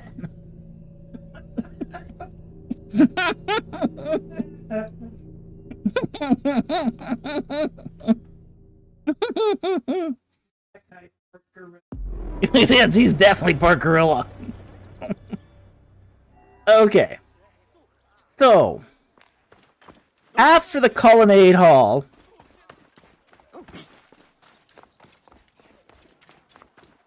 So, if that's the colonnade hall there, there should be another temple here. This is the temple of Amenhotep III. This is the temple that has the Set Weret and the shrine within a shrine. And then at the back of it is another shrine, the inner shrine. So Luxor Temple has all the architecture of a New Kingdom temple, which they did not include here. So, yeah. You there? Stop! Okay.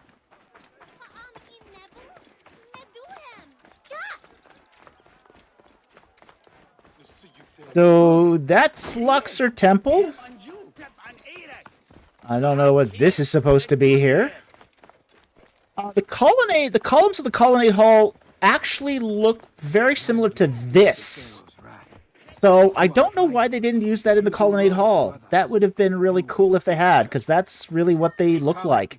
And that's really sort of the scale. Is there a... No, there isn't a... If you wear the hooded lids of lust, they will come. What? If you look upon your neighbor and covet what he has, they will Probably. come. Look to the commandments. Yeah, it wouldn't surprise me if he was descended from ancient aliens. Like free of avarice.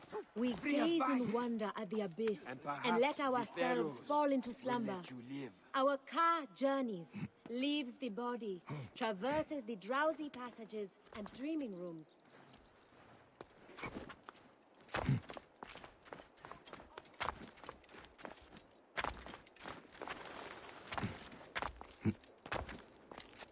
Super nice.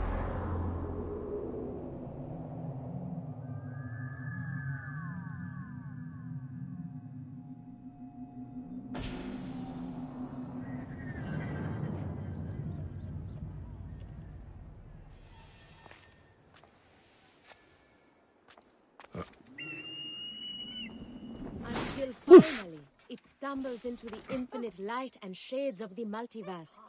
Feels each breath. Ooh, nice little graffiti here of a cartouche of Tutmosis III. Each shows us that which we cannot see, reveals the secrets of the night's journey. And only then do we understand.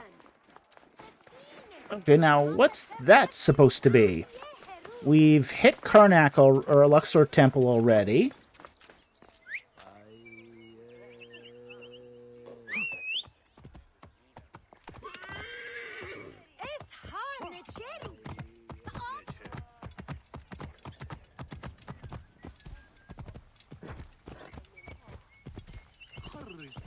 Another statue of Horemheb.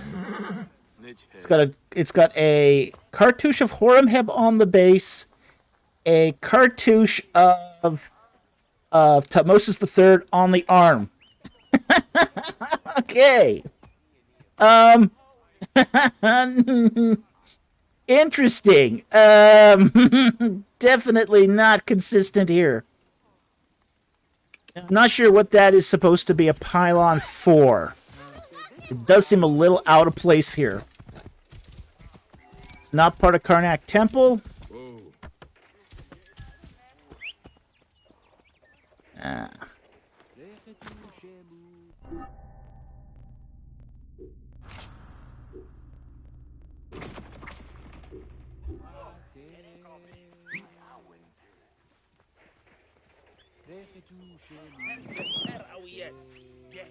There we go.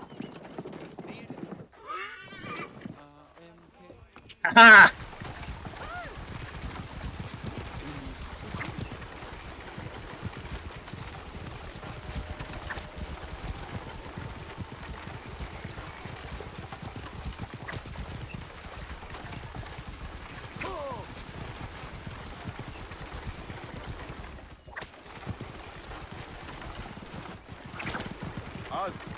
Hold you will pay, corpse. Definitely, period. Now, here we are, back in Luxor again. Not sure which area this is supposed to be.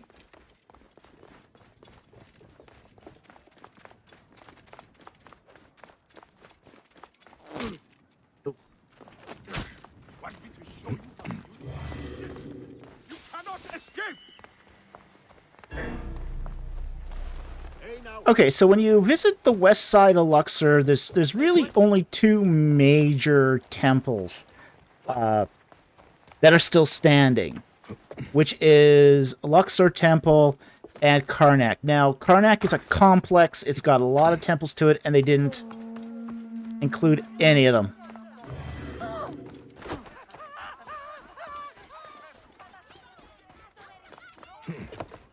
Now, most of the population of Luxor is going to be living in this area.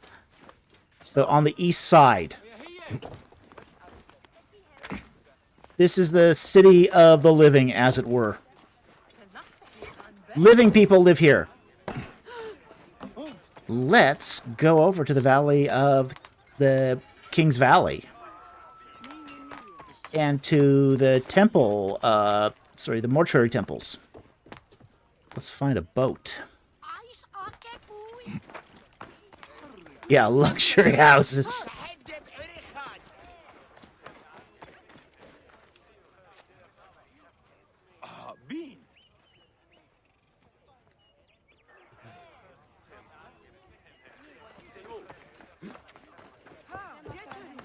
Steal a boat that's not in the water.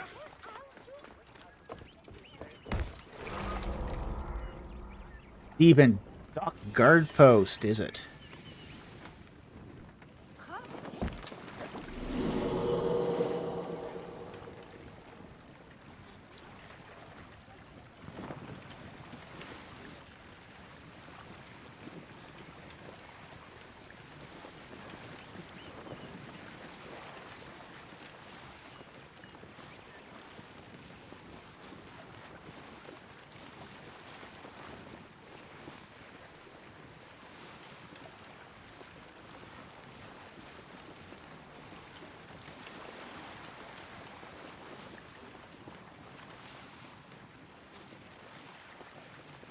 What's a pharaoh's shadow? It's a monster. It's a made-up monster.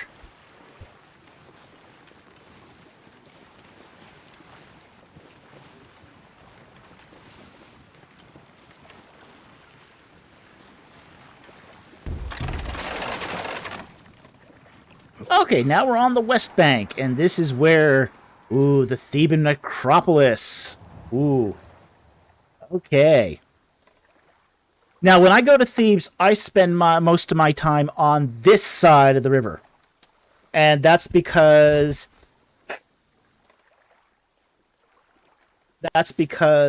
this side of the river is more interesting. It has more cool stuff. But let's see where we're gonna... Where did we start off here? Okay. Well, that's an interesting place. The House of Usurma-Re Setep-en-Re. That is the name of Ramses II. So this should be the Ramesseum.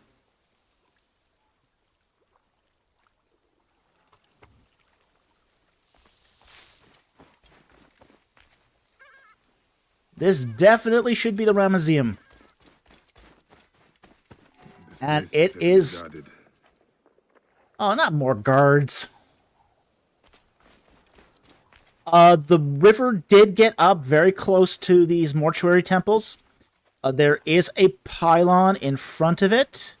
Although the top of that pylon is a little small. Yeah,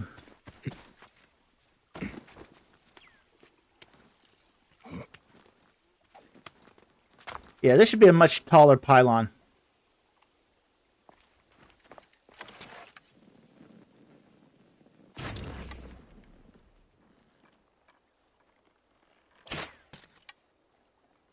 And I...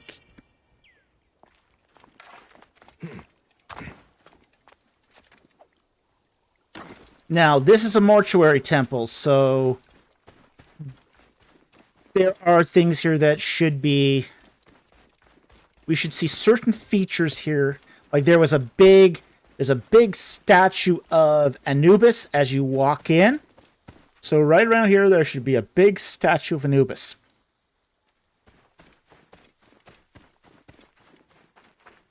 over here should be mud brick silos. What's really interesting about these is these are the mud bricks that would have been made by the Israelites. Okay, so this is as close here as you get to seeing what Israelites built. And there's a ton of them. There's dozens and dozens and dozens of these mud brick storage silos. So yeah, they're right out here. You can, when you go there today, you can see them. And all of this was built around the time of Ramses II.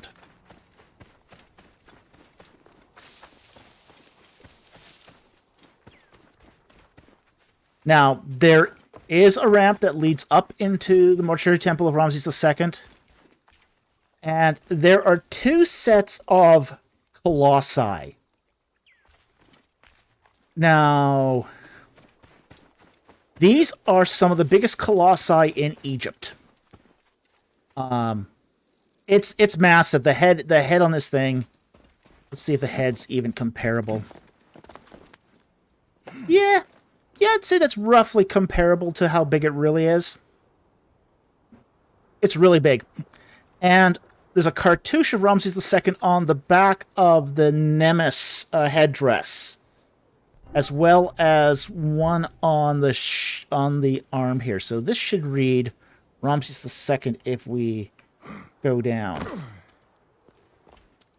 And it doesn't read Ramses II. It reads Tutmosis again. Oh, so close, guys. So close. You could have just put that little detail in there. This is the Ramesseum. It should have Ramses stuff in it.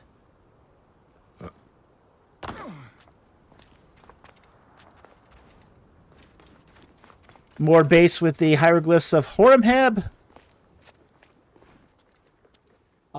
There are statues like this in front of the Ramesseum as well, so smaller colossi. The columned hall doesn't look quite like this.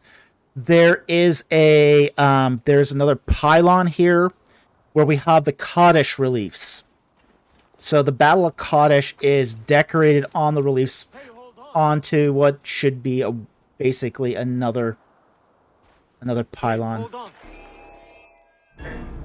You will not escape. You are dead. He is mine.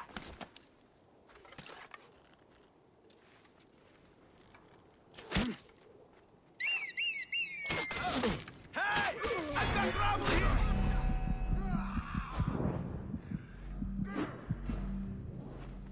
Shit!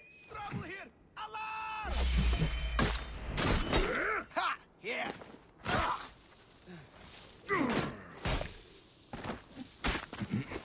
Hey! Hey!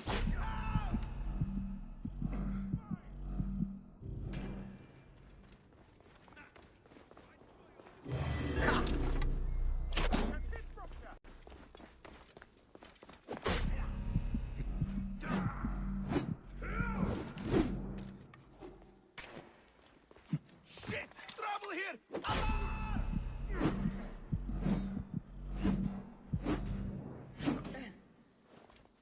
Loin now! You are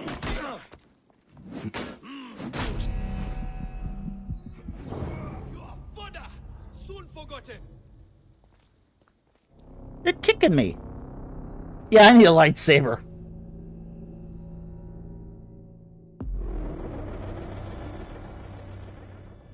Well, by this point in time, this temple was completely abandoned.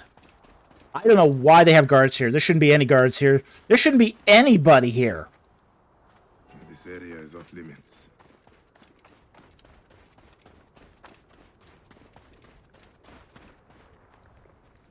Statues have croc heads. You know, there's no statues here should have croc heads.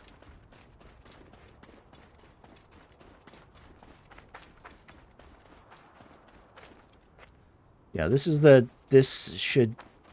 shouldn't be guards here. There shouldn't be anybody here. This is an abandoned temple by this point in time.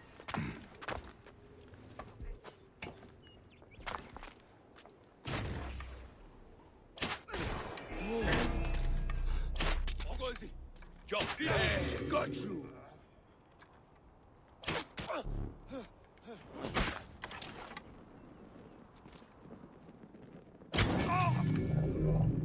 Alarm! Alarm!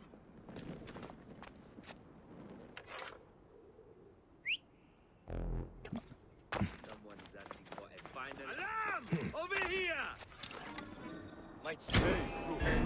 I die, mongrel!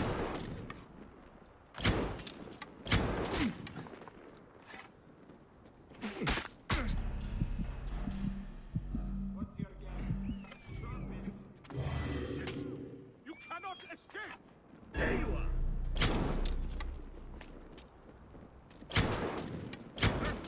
I think it will be easy. Oh.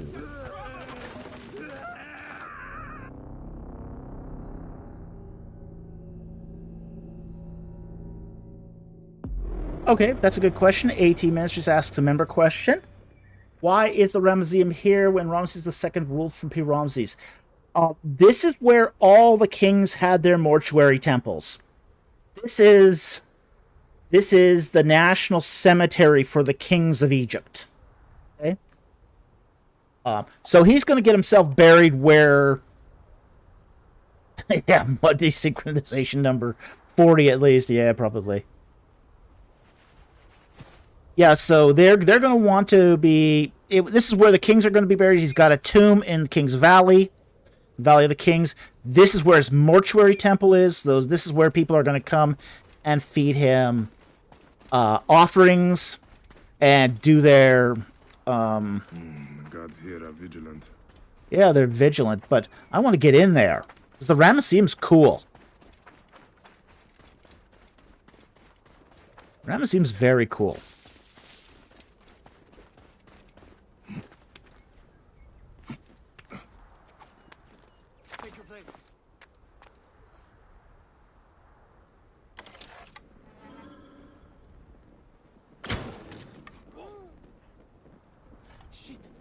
Did that?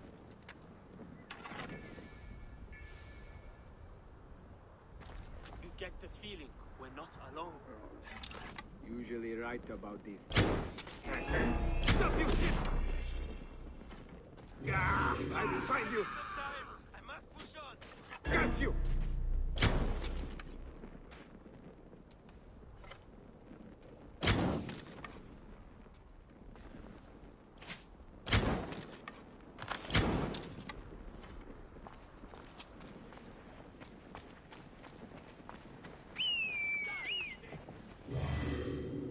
Die! Here! Hang on! I can hit him!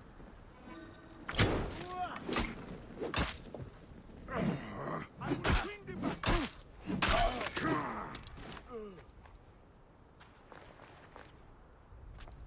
Easy shot! In range! Help! Come here, brothers!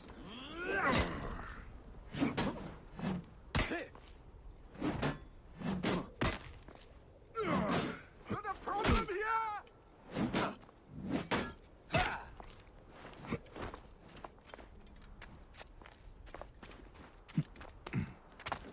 I'm tired of living. Grab it! Here! Kill you! I see you!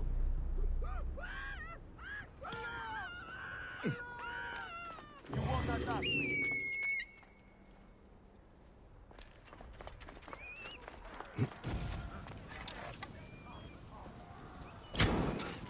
Hey.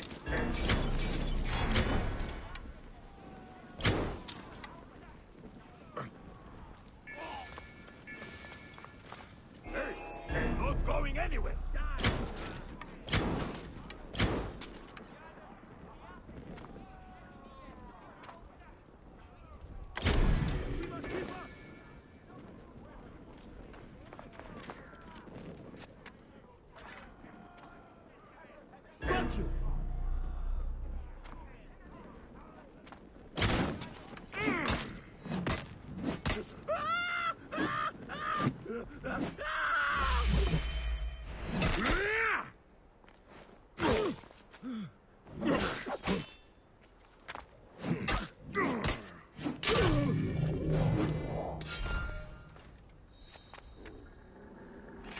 Okay, well, at least we got rid of the commander. There's a lot of guards here.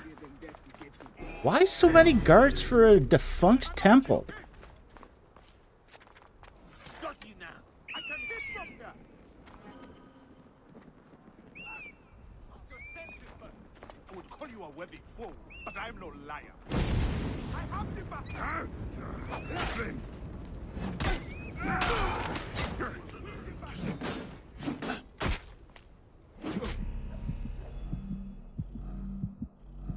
Easy shot in range.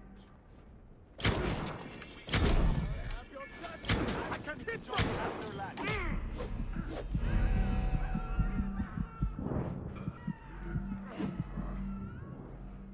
can hit from here.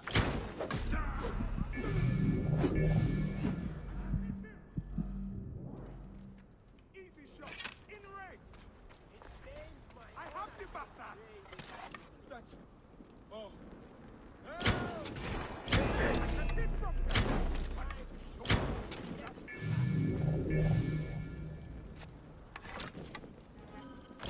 Wait, there's no escape.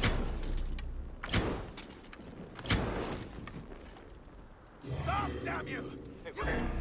Mine now. There's like a full garrison here. I will find you.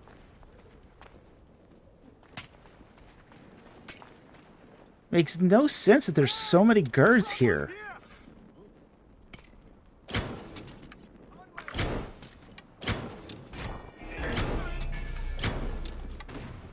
Yeah, there's no treasure. The temple hasn't been in use since the 20th dynasty.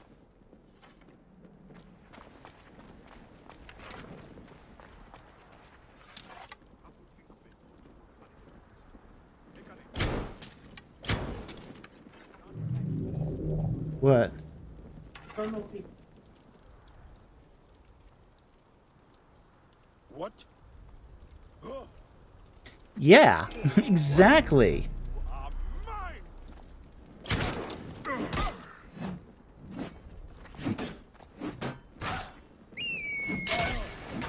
I can hit him. What? I will faster. You cannot escape. Hey, to me, brother. Hey, coming. I can hit. I will find you. There. I can. Shit. You cannot escape. Who's shooting? Damn you, blood. Oh, look, more arrows.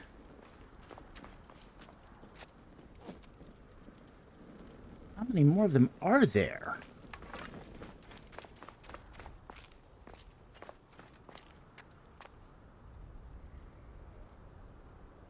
One, two. And they're like, please, they just keep popping up. I'll kill you.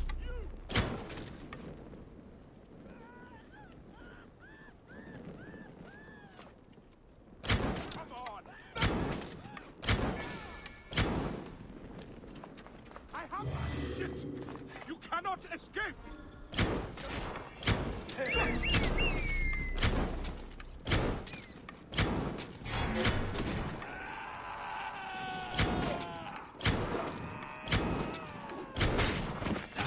You cannot outrun me.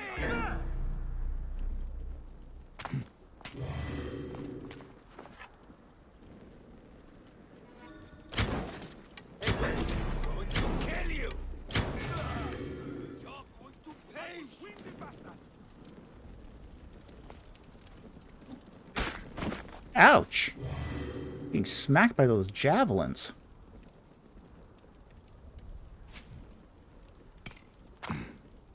Got you.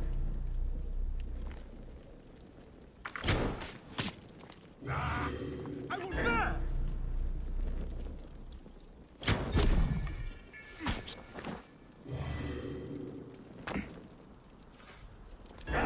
I see you.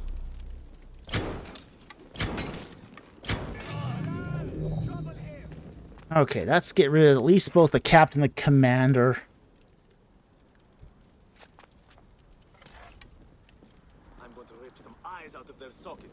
Gonna rip some eyes out of their sockets, huh? Hey, stop!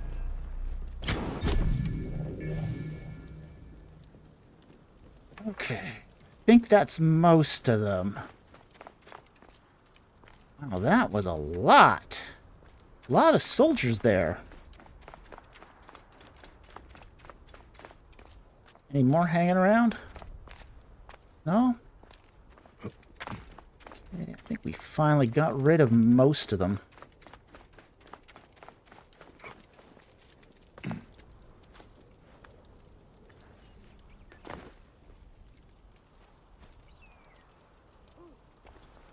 Now the temple is ours. Oh, no. Still one hanging around. Hey, stop!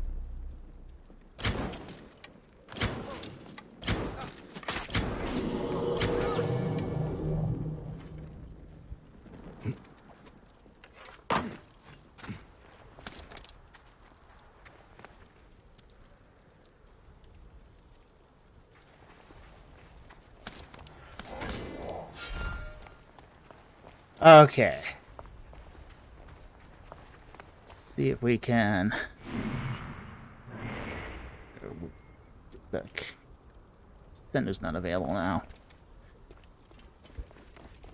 I think that's the front of the temple. Yeah, there's the river. There's the pylon. Okay, there's the statue. So, okay, now we can look at the temple. Okay, there should be a wall there, a pylon there, with the relief of Kadesh from the Battle of Kadesh.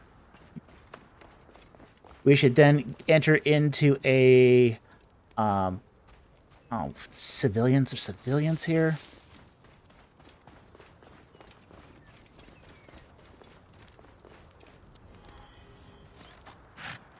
Whoa!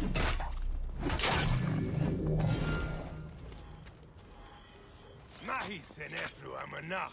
Ema hotebed. Senefer chesed. Okay, there should be a columned hall.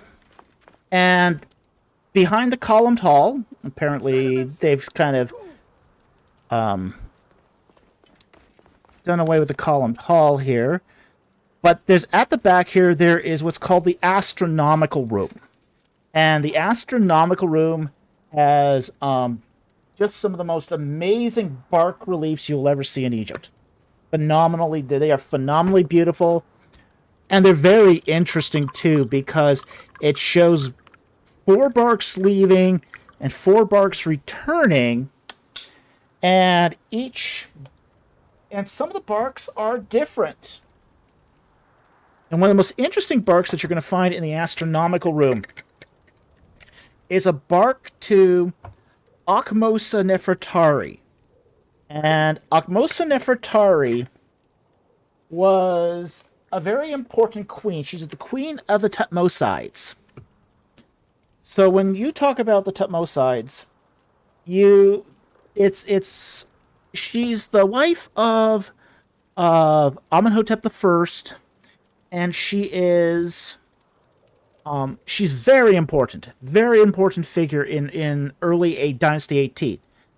But Ramses II is not in any way related to Akhmosa Nefertari. But to establish the importance of his kingship, he will include her as part of his rituals. And this should be the astronomical room here. If you go here today...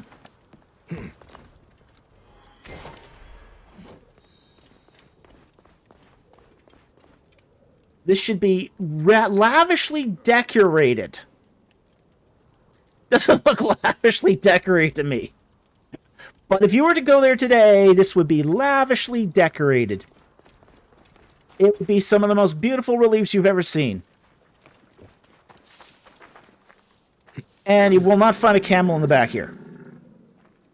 The wall did sort of fall down in the back here, though, so... What's with all the camels back here?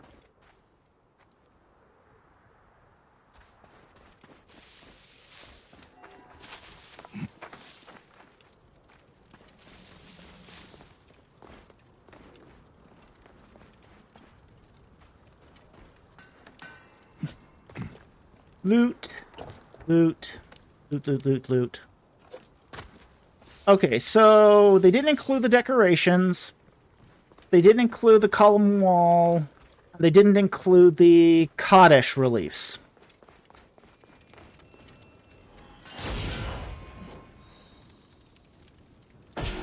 But we got another carbon crystal.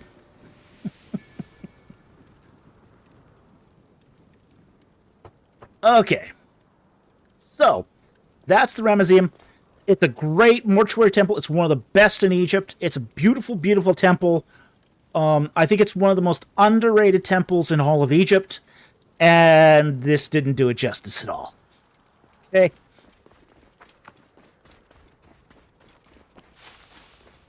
They got graffiti. That should count for something.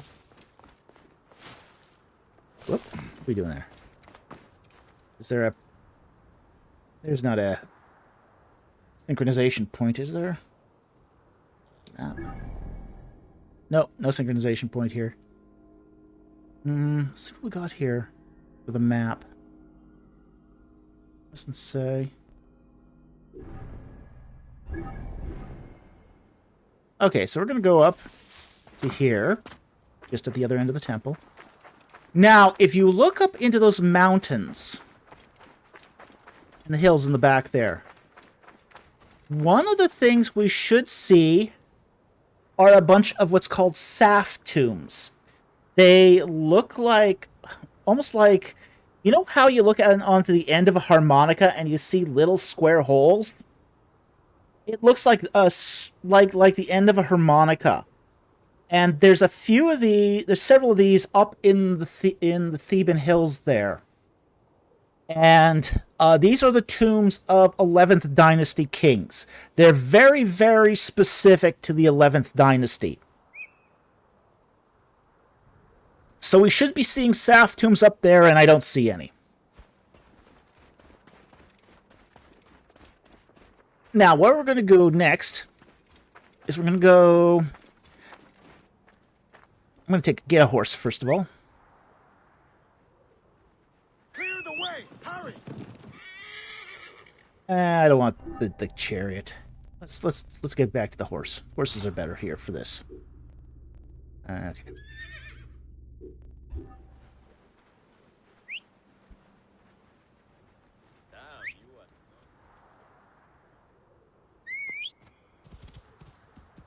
About time. Okay. Now, if you in the sort of the valley here, what's called the valley, the mortuary valley, the Ramesseum is kind of the midway point. If you go south from here, you're going to hit the Temple of Merneptah, the Temple of Amenhotep the Third with the Colossus of Memnon, and you're going to hit the Temple of Medina Habu, the grand mortuary temple of Ramses III. Okay? If you go north, you're going to eventually hit El-Qurna, which is the Qurna temple of Seti I, and you're also going to hit Deir el-Bahari, and ultimately be able to snake your way into the Valley of the Kings. So, at this point, it's a kind of a decision which way we go, north or south. I think we're going to go north. See if we can look at Deir el-Bahari, and I don't think they'll have Qurna. There's Deir el-Bahari.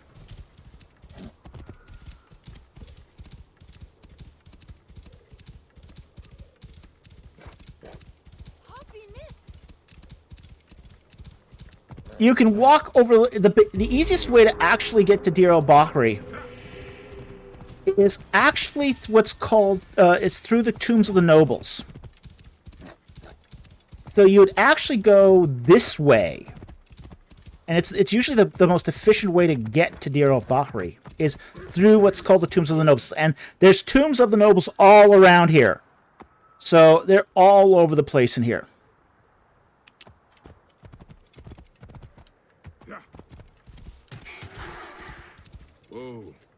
Oh, we just disturbed some Vultures. Get out of here. Shoo!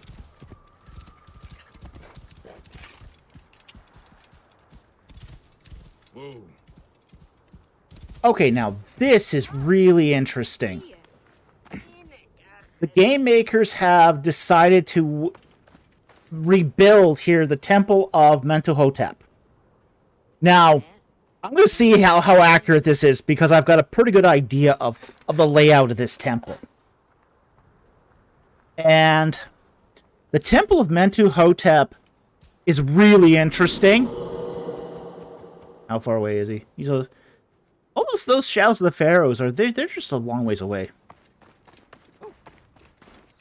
Now, this temple did not exist anymore at the time of Cleopatra. This temple was completely demolished at the time of Cleopatra. And, yeah.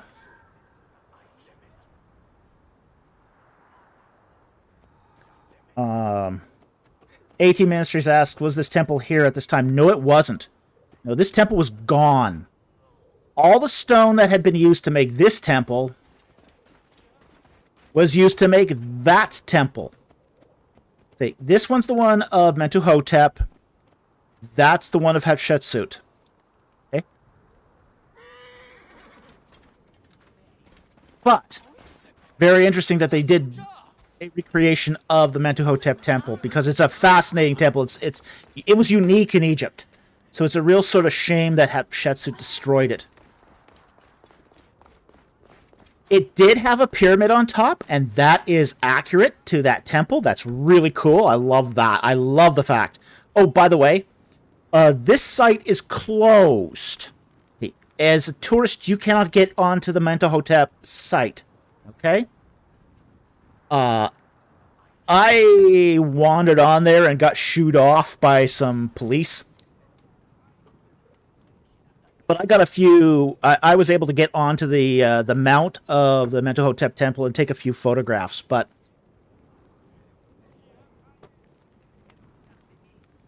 Mama said, so they included a temple that's not there anymore and didn't put in a temple that was. Yeah, pretty much.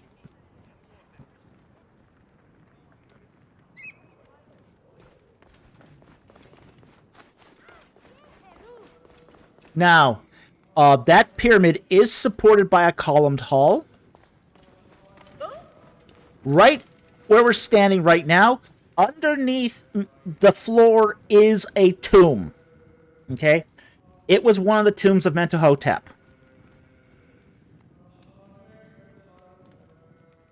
So, there should be a little stairwell at the back that goes down into the tomb.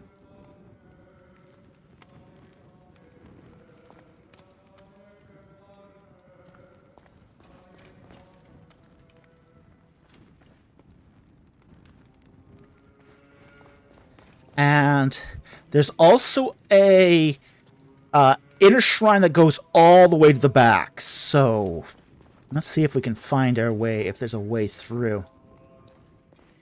Interact.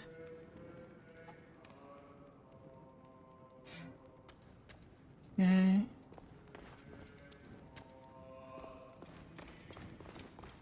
That cave into the inner shrine at the back is still there. And for some reason, they did not include it. So we don't have the causeway down into the tomb. And we don't have the inner shrine at the back of the Mentuhotep temple. See if there's a other way around. Falk, stay there. The two temples were not connected by a stairwell like this. Okay. They were not connected in any way like that.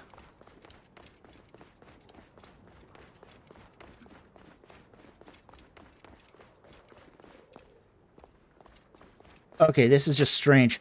This actually goes right up to the rock face, and the inner shrine is carved into the rock face.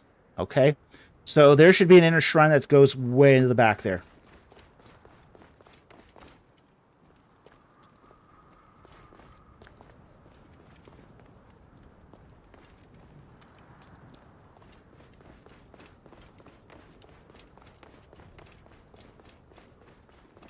Okay, so that's the Temple of Mentuhotep. They forgot. I'm curious as to why they included it, since it's not period for them to include it. But it's a fascinating temple. I wish this is one of the temples that the one temple I wish had survived. This is the one temple I wish I had survived the ancient Egypt's tendency to destroy and recycle things. We stand in the hall of two truths. Offer our hearts for judgment, that we might be found Ma'karu, true of voice. Now, we're going to go through the causeway of the Temple of Hatshepsut. We're not going to take the cheater's path here. Places the feather on these scales.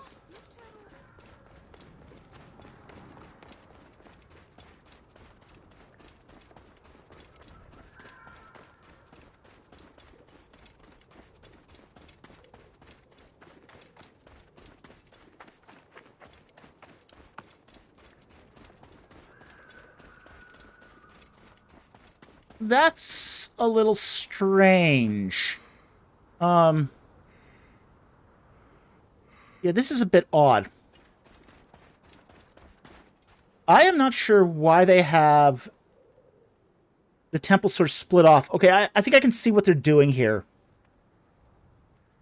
There is a sort of split architecture to Deir el-Bahari. The higher level, though, should be on the... They put the top level on the wrong side. Okay? So, the top level should be on the right-hand side, not the left. So, they've sort of mucked up here the architecture a bit.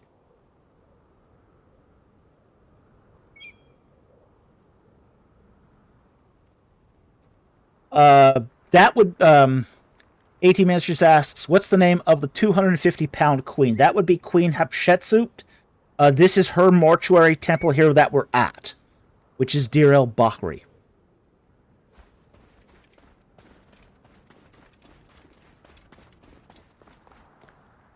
Now, down there should be a visitor center where vendors will try to sell you cheap trinkets. There's also a bunch of tombs in those cliffs, too. One of the most important, and even buried in the ground here, there's tombs. One of the most important tombs near this site is DB 320.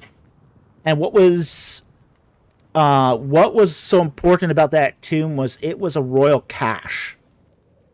So it contained the bodies of, I think, 40 different rulers that had been grave robbed and then just moved into that tomb. So most of the mummies we have today are because the priests restored those mummies and stuck them into DB 320.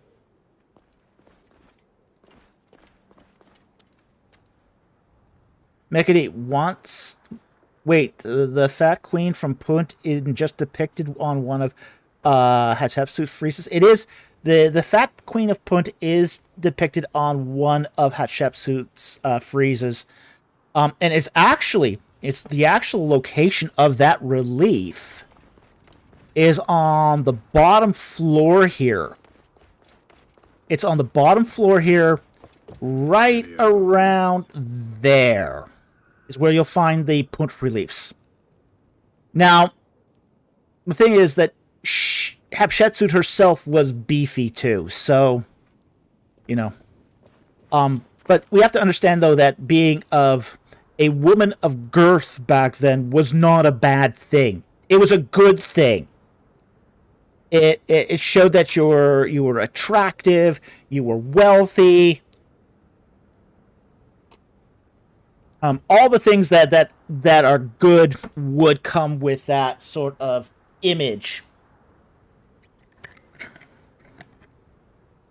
So, yeah, it meant you weren't starving, Mama. Exactly. It meant you were wealthy and you didn't starve and all that. Now, In the case of kings, that wasn't a desirable image as much as, say, for queens. For queens, it was a very desirable image. For kings, it was less desirable because you were supposed to be a warrior. You were supposed to be physically fit and able to defend the kingdom. So for kings, it was not seen as a good thing, but for queens, it was very supposed to be a symbol of wealth and beauty.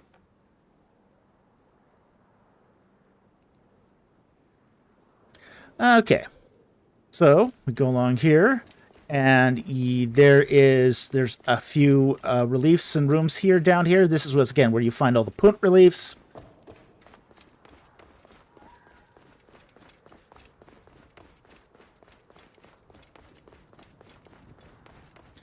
Out here, too, the other thing we should note as well is while they've got here palm trees growing, back at Hatshepsut's time, this is where the myrrh trees would have been growing.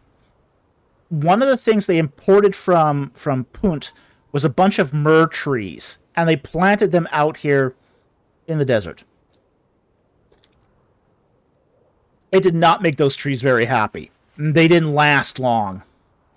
But one of those trees is still extant. At least the plantings of those trees you can still see them today, and you'll go and you can see a plaque there where they show you one of the trees planted by Hatshepsut.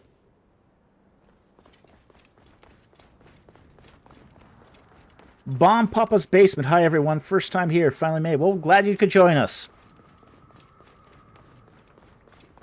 Alright, looks like we're going to have to deal with one of those Pharaoh shadows at last. Hey, hold on! I'll kill you.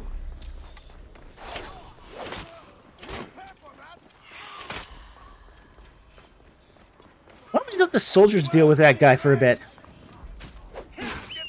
Oh, you're going to be like that, huh?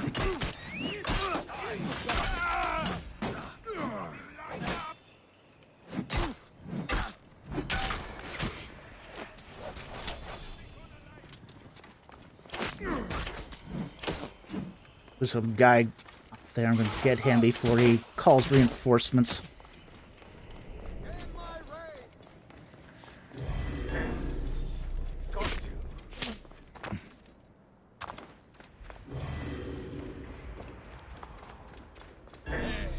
What?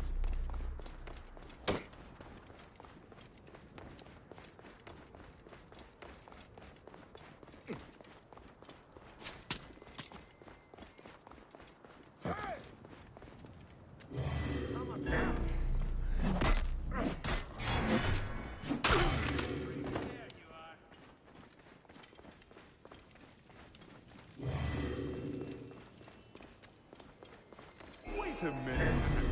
You can't outrun me! Aha! There! I'll get the beacon alive! I can't have you.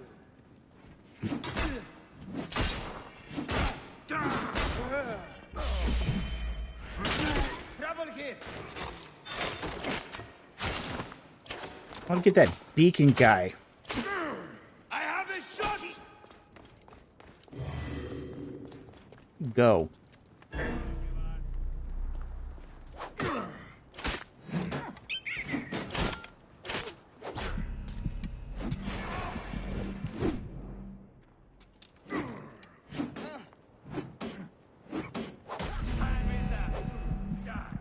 Oh.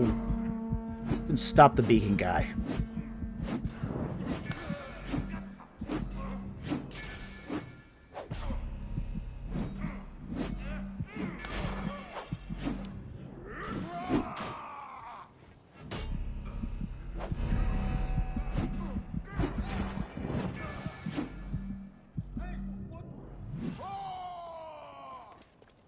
Ha! Yeah!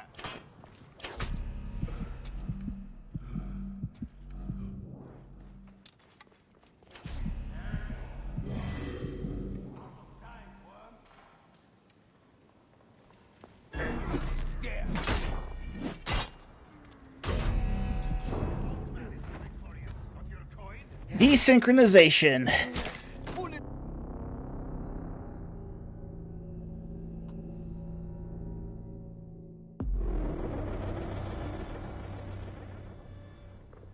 What we're gonna do is we're gonna sneak in and booby trap that. Find out where that that beacon is, and booby trap it. Hey, you! Stop!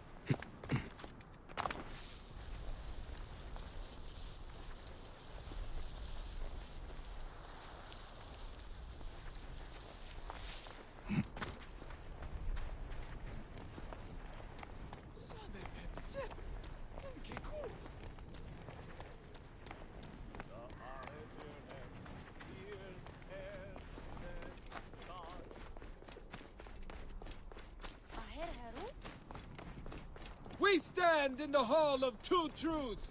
Offer our hearts for judgment, that we might be found. I should be cautious around here. And now! Oh, that face me! Lighting the brazier, damn it! This is flammable!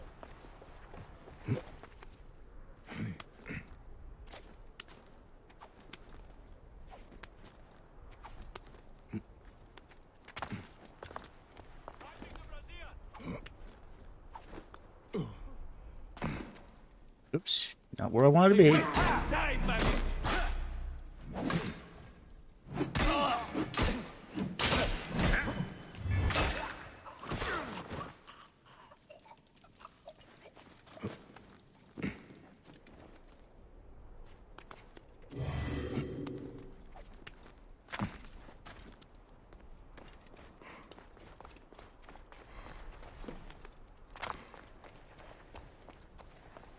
Got you!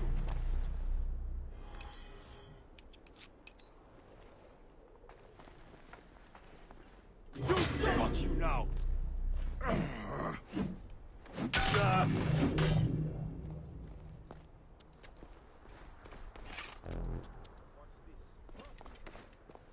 Is there any other braziers out there?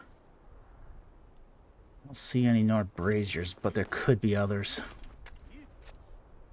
Ooh! Look at that.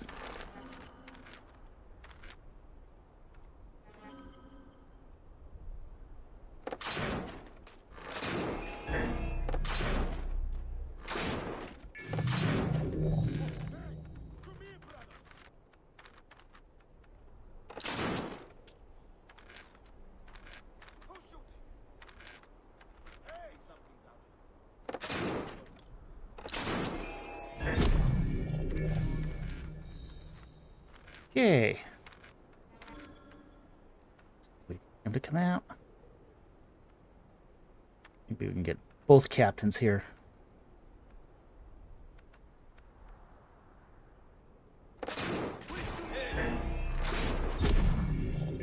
Ah. Dead captains.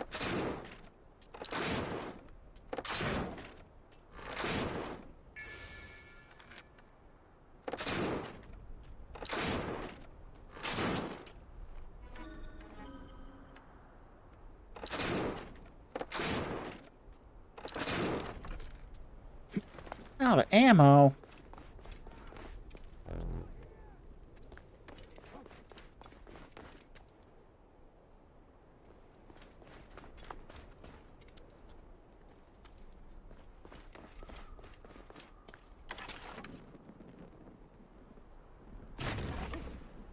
Keep an eye out for me! On my way! Help me, brothers! Shit! I'll rally the troops!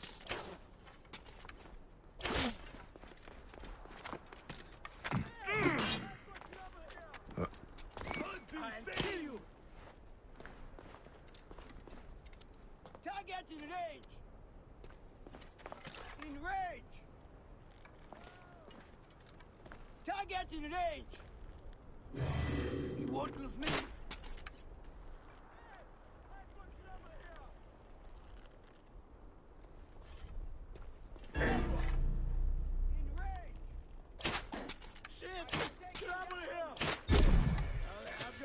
For that.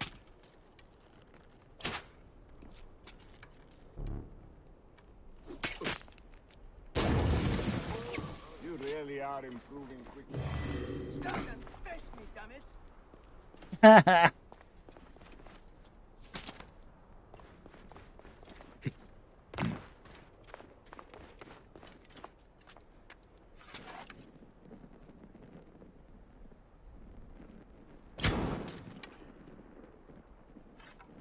Any luck?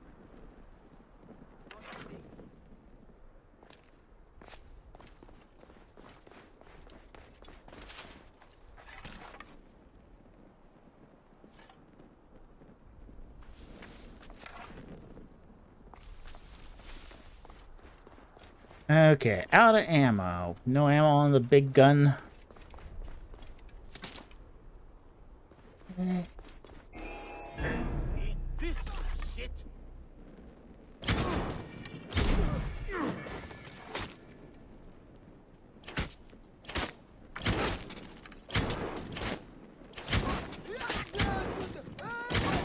Die, you damn... Ah!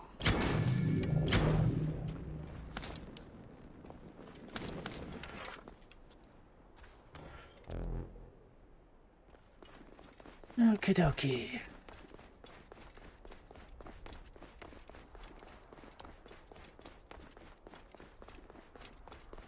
Now we can maybe look at Deir el-Bahari. I think we got rid of most of the thugs here.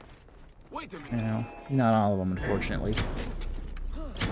Stop him! A few more around. Man, heavily garrisoned.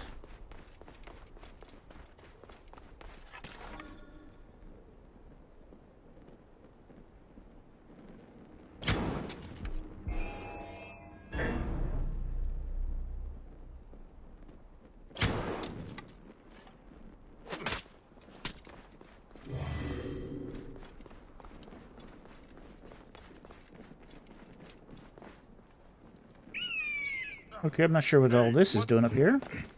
This is a mortuary temple, so I don't know what a throne is up doing up there. Die!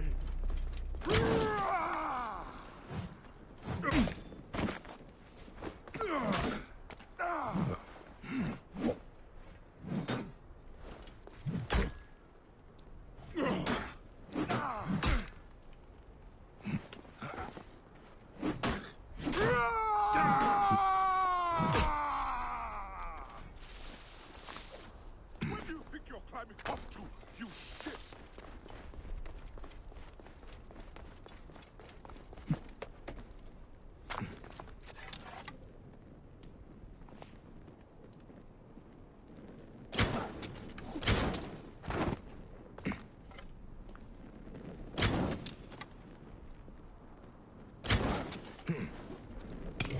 Shit, got you!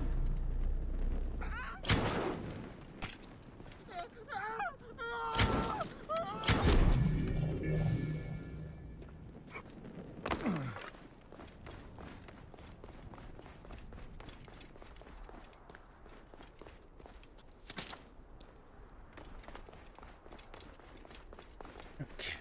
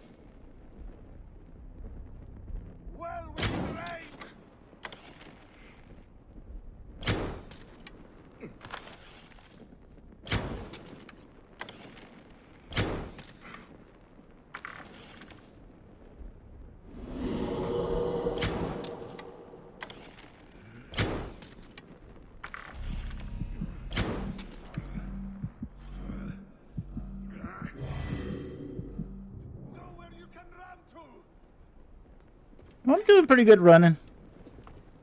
Hey! Die then!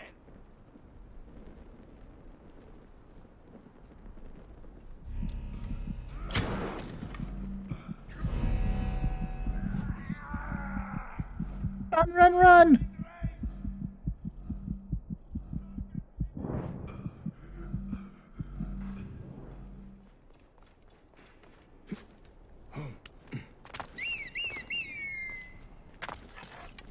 Shit!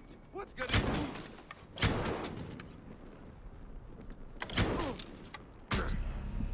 Ouch. Got trouble here! Target in range! Rouse yourselves! Alarm!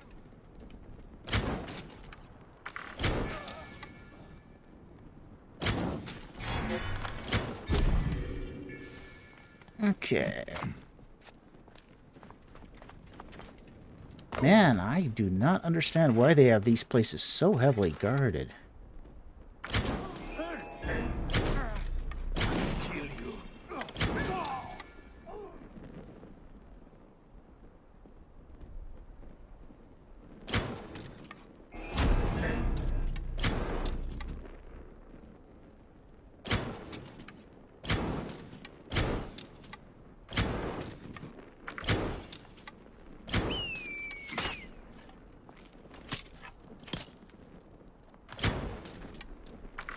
Give hell my regards.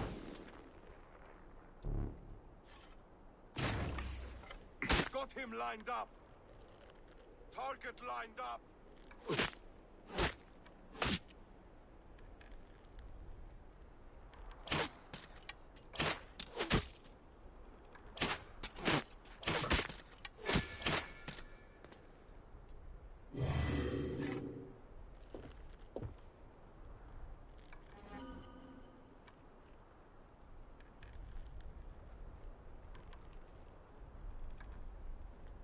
Taking cover. You cannot escape. On my way. Who's shooting?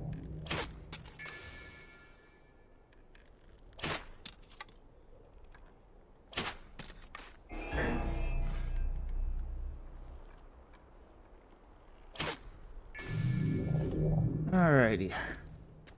Hopefully that's all of them. The guards here are vigilant.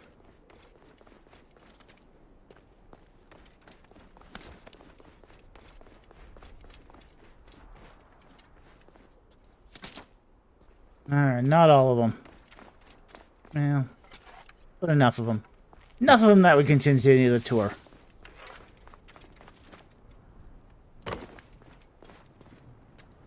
Okay, so. Oopsie. Hey now.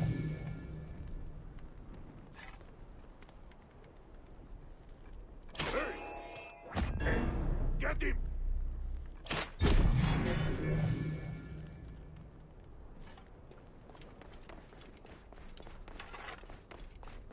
Okay, now, Deir el-Bahari is built on several tiers. So it's a multi-tier temple like the Temple of Mentuhotep, but with more tiers, essentially.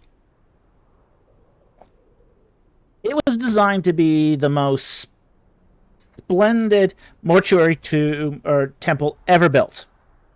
It wasn't, but it was designed that way.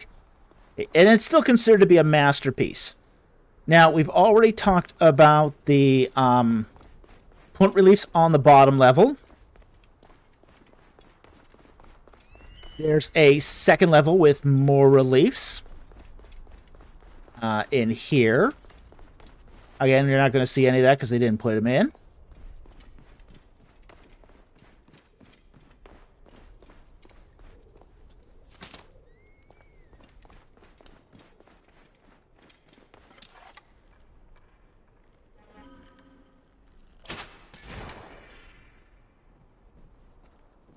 Man, they're like fleas. They're all over the place.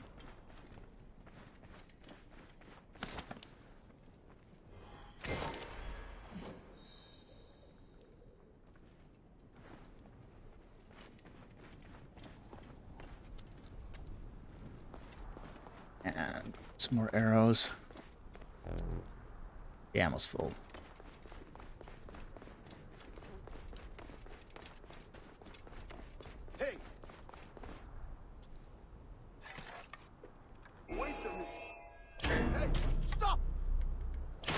You are dead.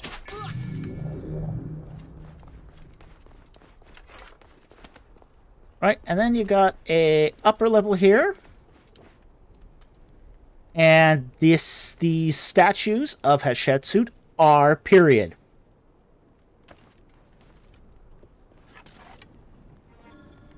I don't know if those...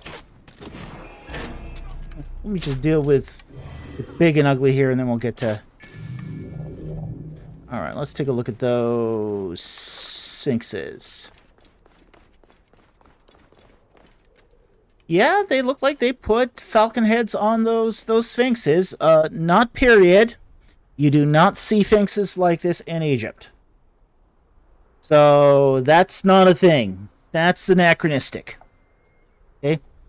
Here, there's a very good reason why. Okay?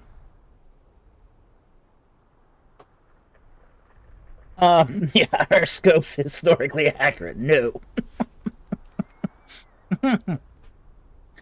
And neither are sphinxes with eagle faces, okay?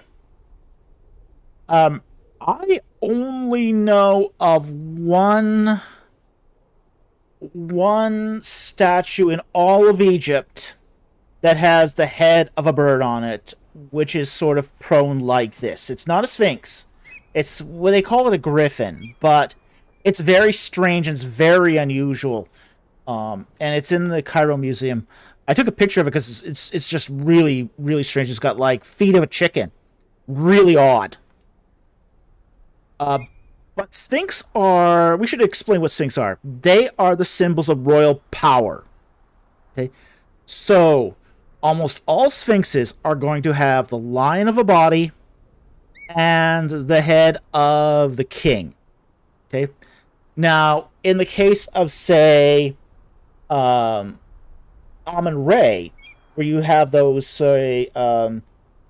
processional causeways that are lined by Sphinx, they'll have the statue of Amun-Re as a Sphinx. But in that particular case, Amun-Re is a king. Okay? He's the king of the gods. So it's not uncommon to see Sphinxes of Amun-Re. But that's an exception here. And when he is shown in Sphinx form, it's never with the head of a falcon like Re, but with the head of a ram like Amun. So this is not a thing. We don't see any sphinxes like this at Deir el-Bahari. So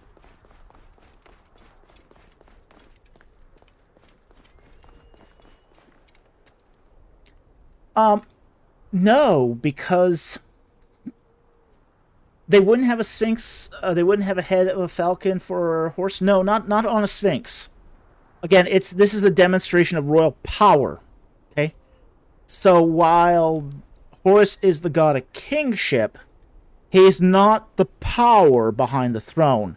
He's just the authority. Okay, so there's a difference in the Egyptian world between having authority and having power. Not more of those guys. No escape!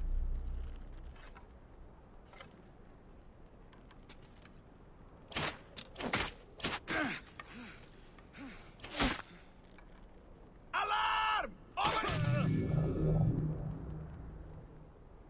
Yeah, authority doesn't equal power. Not ancient Egypt. Yeah, you can have all the authority and none of the power. And that happened from time to time. Like, for example,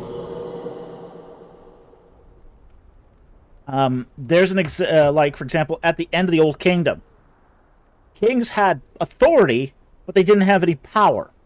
All the power had moved to the nomarchs. So the nomarchs had all the power, but none of the authority. Or at least not much of the authority. But kings of Egypt at the end of the Old Kingdom had authority, but no power. So, authority doesn't equal power in Egypt. This is one of the reasons why, even though, for example, the Ramesside kings, recognized the authority that Horus bestowed upon the king to be king, they still worshipped Seth. because Seth gave him power. 18 Ministers adds, so he chose to become king but didn't exert any power in the king's rule.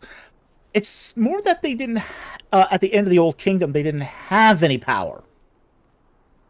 One of the things we do see at the end of the Old Kingdom is that the tombs of officials get really lavish. They get on the level of royal tombs.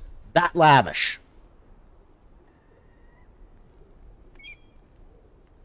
Yeah, Diane Loftus has really sort of nailed it here. Power is control. Authority is more legal. Exactly. That's the distinction here.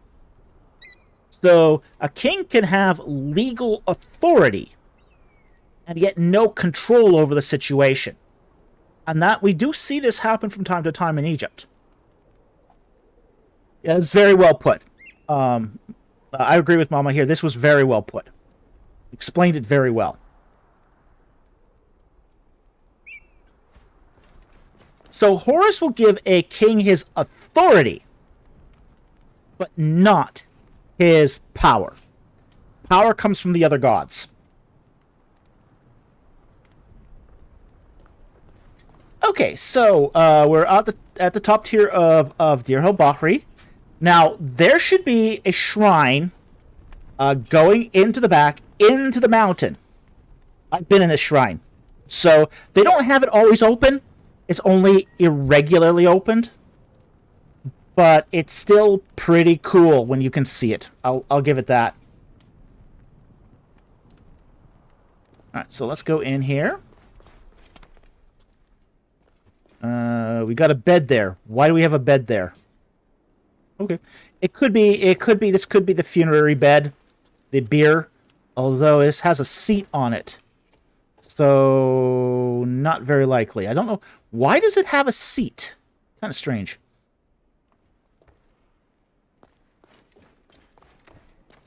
Yeah, I don't know what's with the horse graffiti. You don't see that at Deir el-Bahari. You would have noticed. I would have noticed that.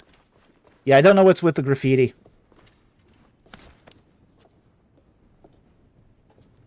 Okay, this is what we would expect here. Okay, there is a little sort of open court behind there. A peristyle hall. And then right here should be the inner shrine leading into Deir el-Bahari. Let's see if we can open this up. What? No! Come on, let me in. Let me in! Let me in! Okay, if we were able to go in there... It's a vaulted shrine. It's got and it's on an incline. You go up an incline, and you got a couple of reliefs of Happy, the river god, there. Not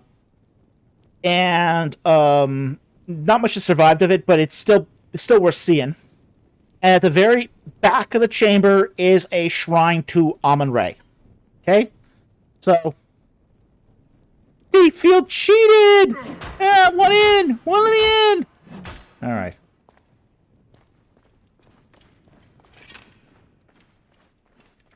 But what we got here?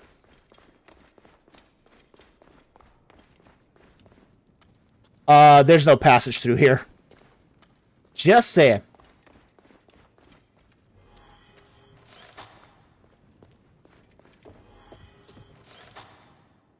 Definitely no prisoner cells. What is this? This is a torture chamber. What's this doing here?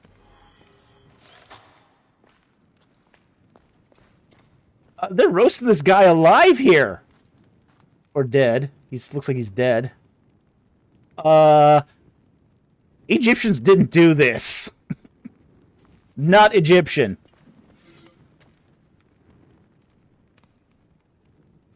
Okay, it says here, to the general, we have interrogated the captured tomb robber. He is very stubborn, and I threatened him with pincers. That's not what they did to tomb robbers. Only then did we learn the location of the camp.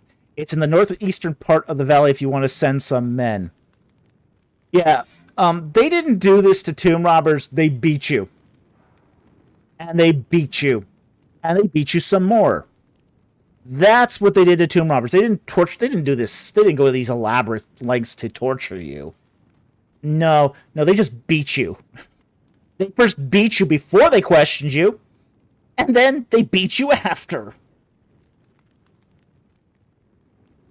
Yeah, it's like more like being at the really bad end of a bar fight.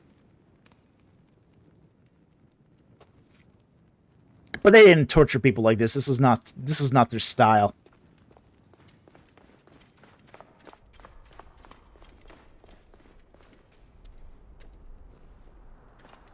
Again, why all the cells here?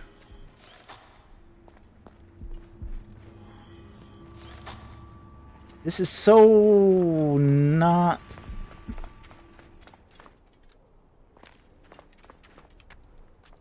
Well, they tended to beat you with sticks.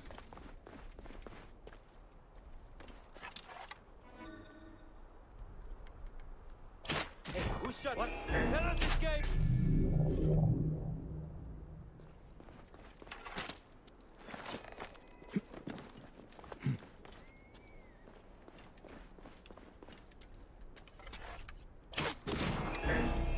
Nail in the head.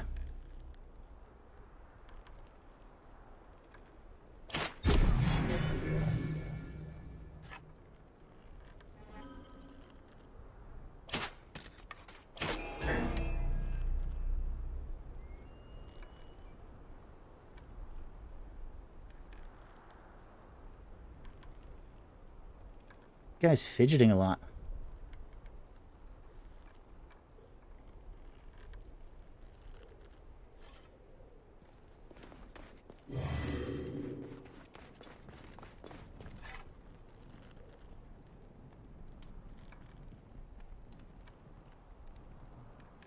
Maybe, who knows? Not going anywhere.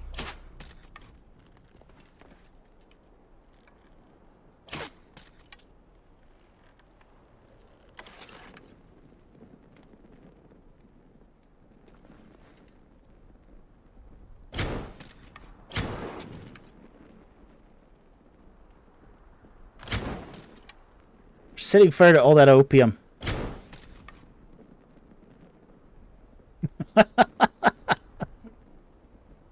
Hit them where it really hurts. Burn their opium.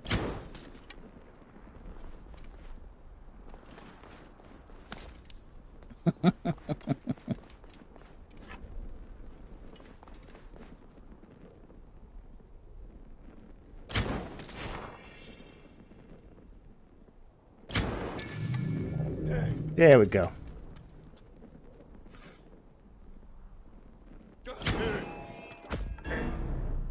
Die, you world.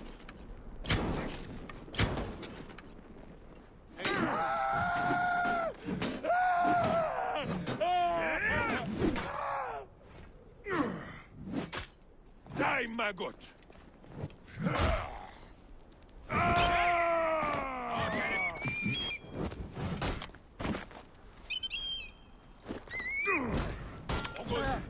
You're finished.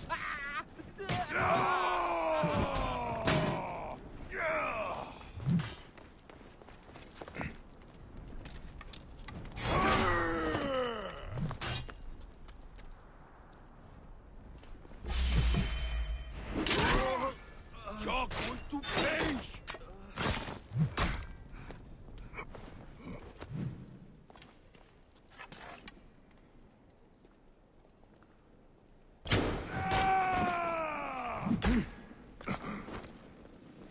How much longer? I see you. Hey, good.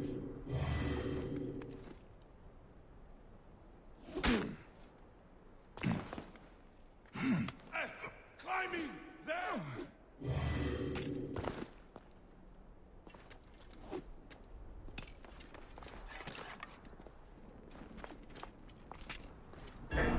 I see you.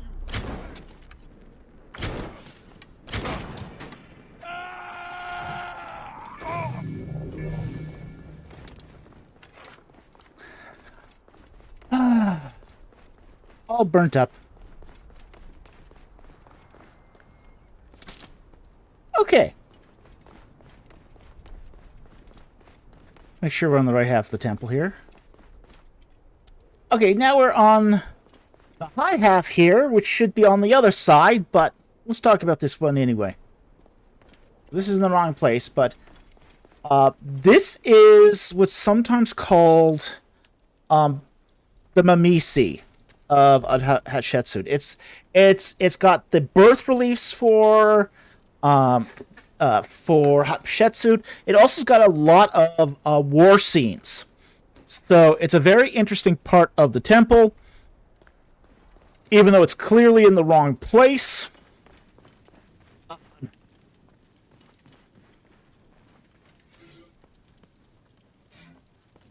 Oh, a no mark. Oh, those are the crazy no marks.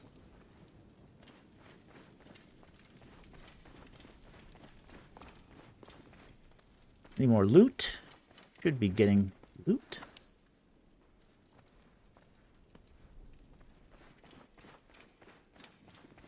Extra crispy. We like our guards extra crispy. Now I want chicken. You've made me want chicken again. Okay, so that's Deir el-Bahari.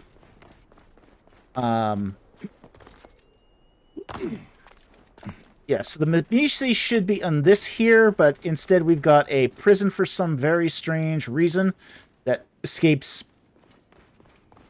explanation.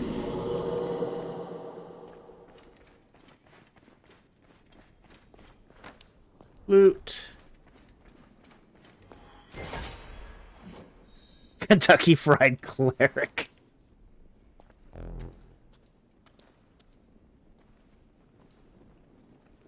Where we go in here? I need to find one more piece of loot here to make the site complete. We can move on.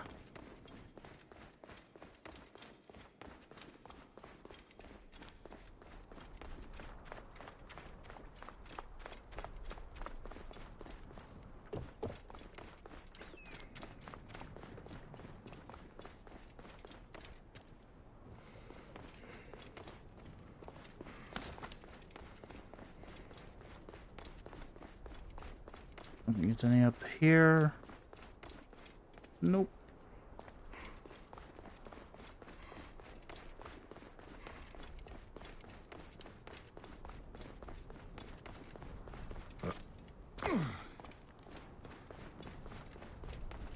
Maybe it's down on the bottom floor.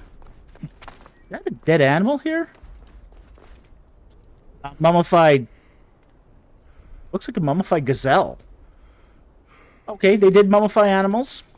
I'm not sure why they would have mummified it here at a mortuary temple. And yeah, just left it there without a burial. Yeah, I don't get that. That doesn't make much sense.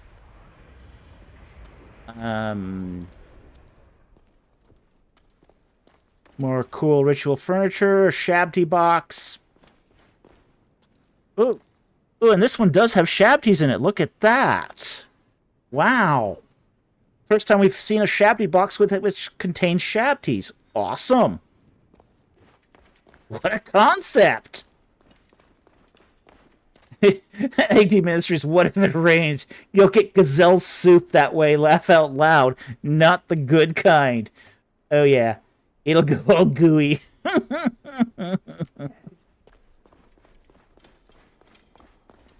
Oh, it actually, because this is near Kings Valley, it does get rain. About once every 100 years. They have flash floods here. At this part where the flash floods will actually they get enough rain during those flash floods that they move boulders the size of houses. Okay, there's a little place around Gurna called the Valley of the Monkey, and I had to bribe a guard to get there. But in order to get in there, because there's concessions all around it. So you can't. There's no straight way into the Valley of the Monkey. You have to bribe your way in. And I had to cross the Czechoslovakian concession in order to get there. But I have seen photos of this very same place from 100 years ago. And it had been all cleared out 100 years ago. I went there today, and there's a massive, huge boulder in the valley.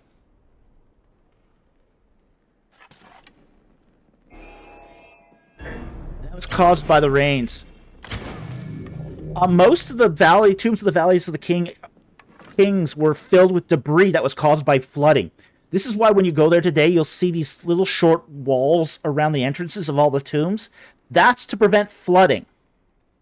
And having, when the torrential rains do hit, and all that stuff comes washing down to prevent the tombs from getting refilled. So.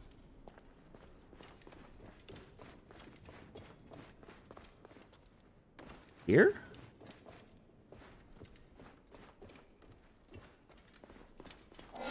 Loot. Door, which won't let you in.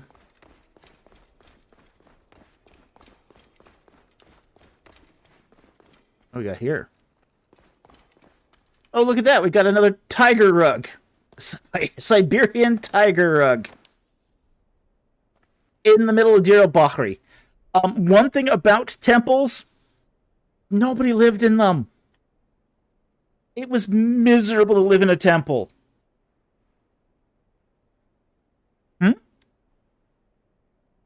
Yeah, it's the wrong kind of brick. So temples are really, really hot in the day, really, really cold at night.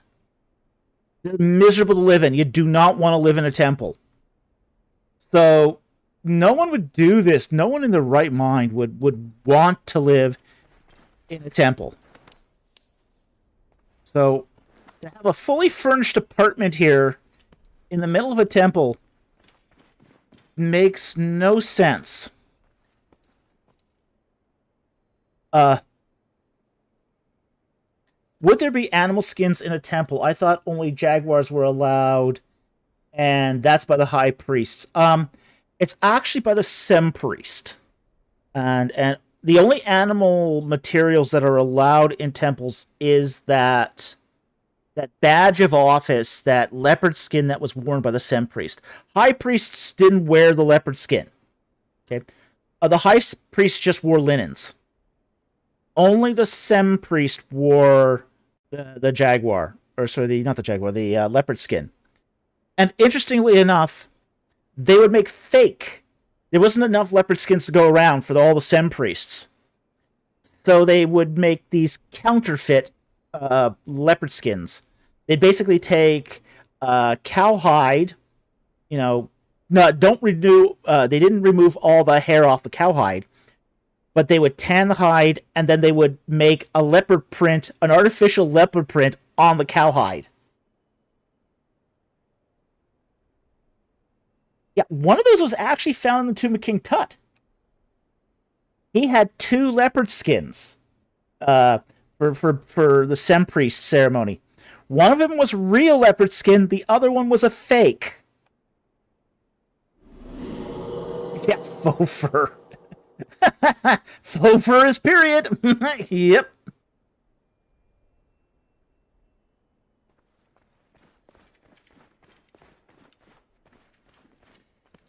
Okay, so yeah, no one would have an apartment here in a temple. That's just... It'd be nasty and uncomfortable, and just no one's going to do it.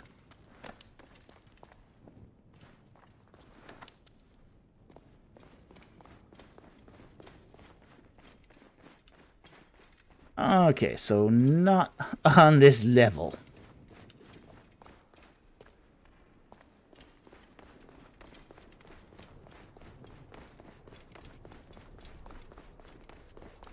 See if it's on the next level down. Yeah, no tiger rugs then, not in a temple. That would be considered to be ritual defilement.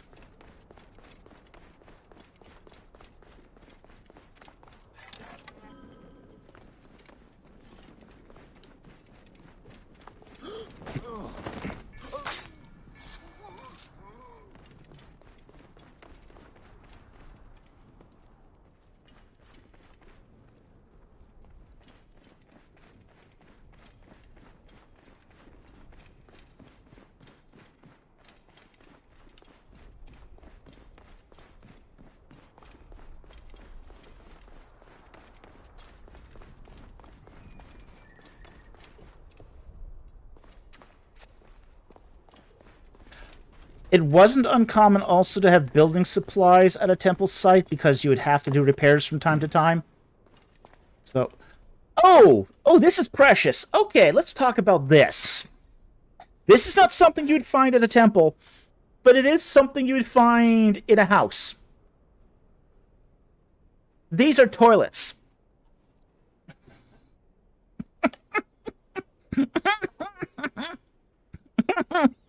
We have not seen this in a house so far, but here they are. In a temple where no one is supposed to defecate, yes.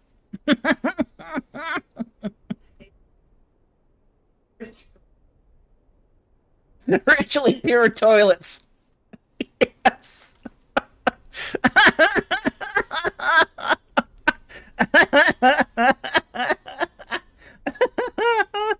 Yep, these are toilets.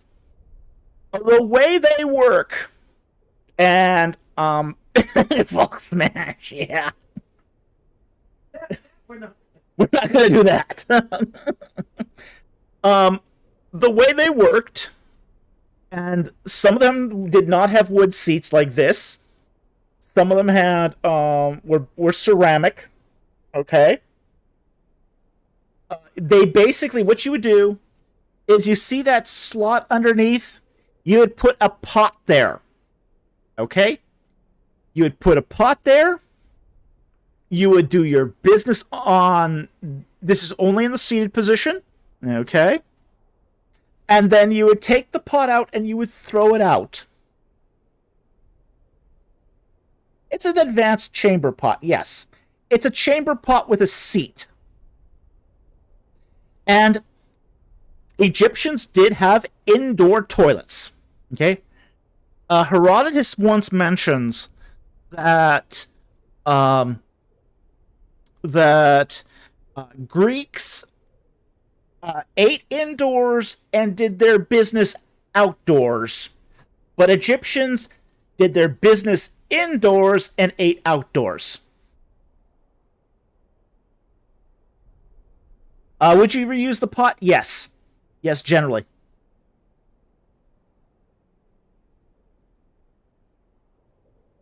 Men sitting is period? Yes, it is. Okay, this is not a squatting culture for toilets. Okay, this is not like, say, Asia. Okay, the rest of Asia. You know, so they didn't use squat toilets. These were sitting toilets.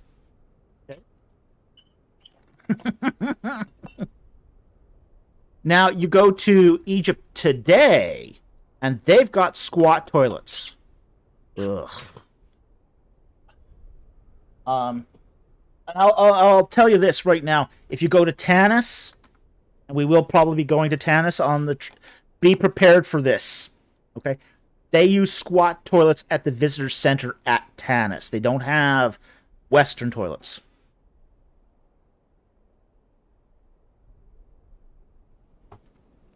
I don't know why, when Egypt had sit toilets already, that they went, you know, during the Islamic period, they went back to these squat toilets. I don't understand why they did that. I will leave that at AT Ministries. How do you use a squat toilet? I will leave that to you to look it up. Okay? Use your imagination. It's something you squat over. Okay? Nevertheless, here we've got a great example of an Egyptian toilet. Okay? And they did actually a pretty good job of it, of recreating it. It would be mud brick like this. There would be a seat on top like this, and a compartment underneath for a pot. And they even included a black and redware pot, which is period, for the chamber pot. So, there you have it. The ultimate of luxury and class here in the Temple of Deir el-Bahari. I did not expect to see that. Nice.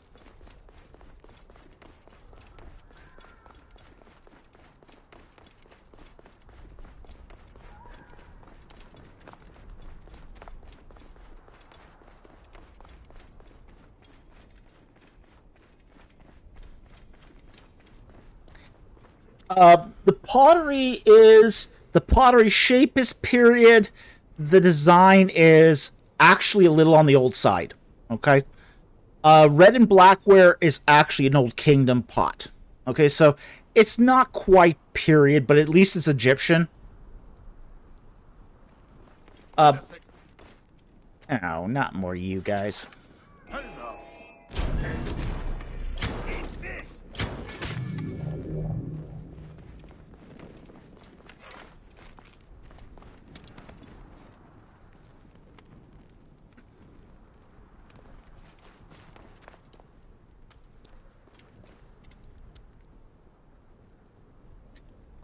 AT Ministers asks, what would they do in this...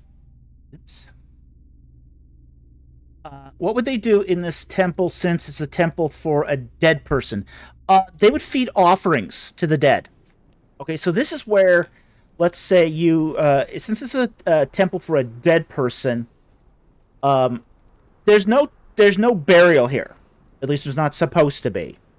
Not in the temple itself. There are burials on the outskirts of the temples.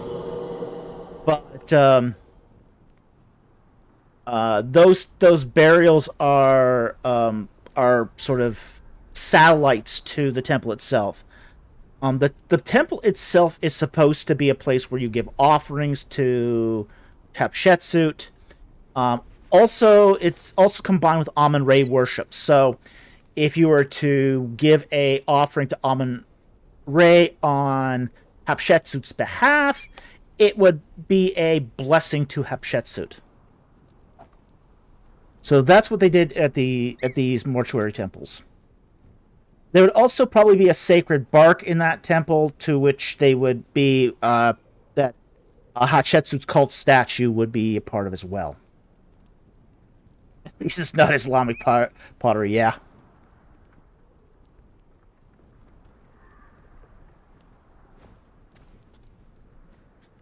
Justin R. asks, did Egypt have a tradition of trying to communicate with the dead? If so, was possession involved? Okay.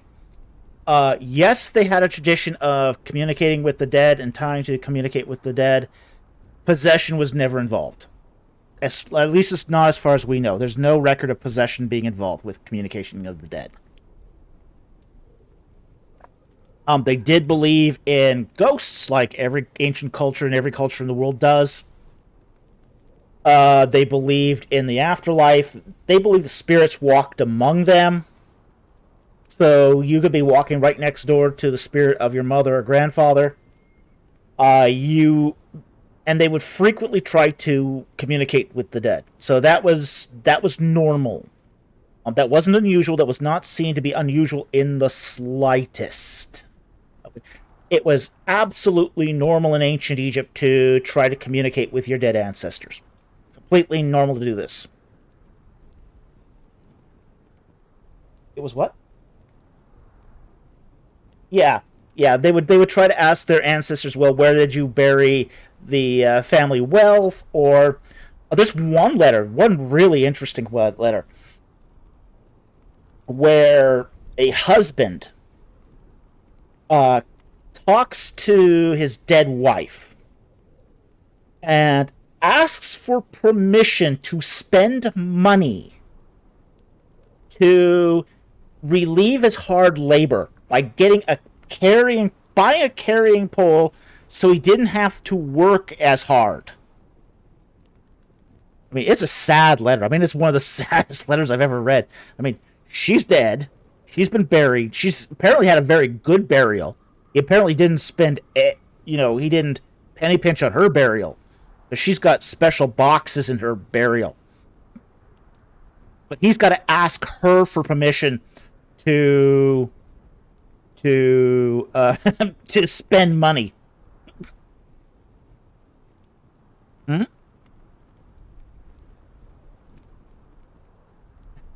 Yeah. AT Ministries, why would he need permission for that? My producer probably just nailed it here. She said, henpecked husband even after death. Okay? Yeah. Zach 2 says, that is said. Yeah, it is.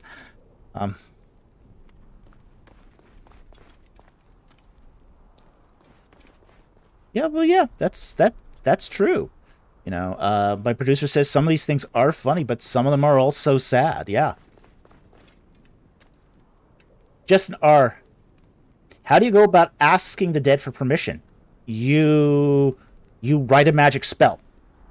And how you do this is what you do is you take a piece of parchment, or not parchment, papyrus or an ostraca, and you write on it, dearest husband Ma'aharu. Okay, so she's dead. It's, or dearest such and such, Ma'aharu, your name's justified. Okay? Can I do such and such? Please let me know through a sign or something. So that's how you would ask permission of somebody in the afterlife. AT Ministries, what is a henpecked husband? Is that the equivalent to a modern day term whipped? Yeah. Yeah, it is. Okay.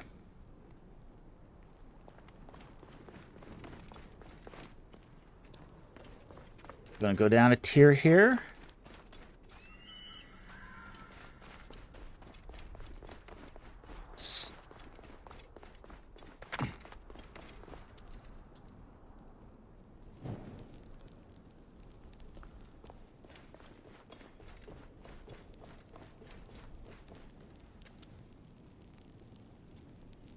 Mama asks, sorry, any record of anyone asking their dad to guide their sword? No. No. No record of that.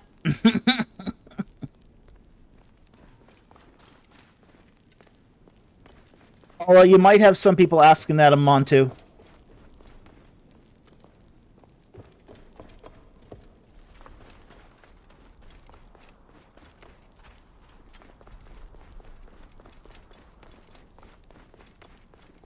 Okay, we're down on the bottom tier here. Doing the last sort of last check here to see if we can find that last sort of piece of goodie. And if we can't find it, we will move on.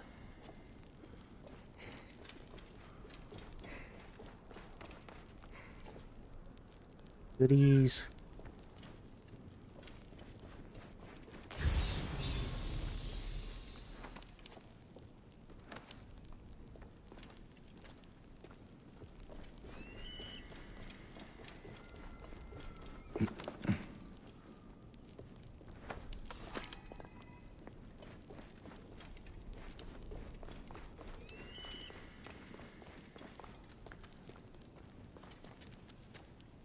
Justin R., how did the Egyptians perceive military service? They perceived it very favorably. It was an honor to do military service. If you did well at it, you could make a lifetime career of it. In some rare cases, it got you things that you couldn't get otherwise, like land. It was one of those things that was very looked upon very favorably.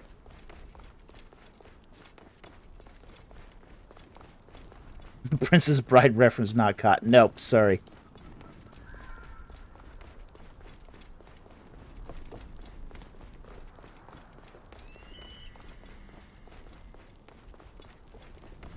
We got a little kiln going here, where you'd bake bread. Probably. Did they do the cylinders right? Nope. Nope, no bread bowls here. How very odd. This would bakeries are part of temples. Okay, every temple has a bakery and a slaughterhouse, and they're not on the same premises as the sacred space of the temple itself. Oh, not you again. Wait a minute. Get the bastard!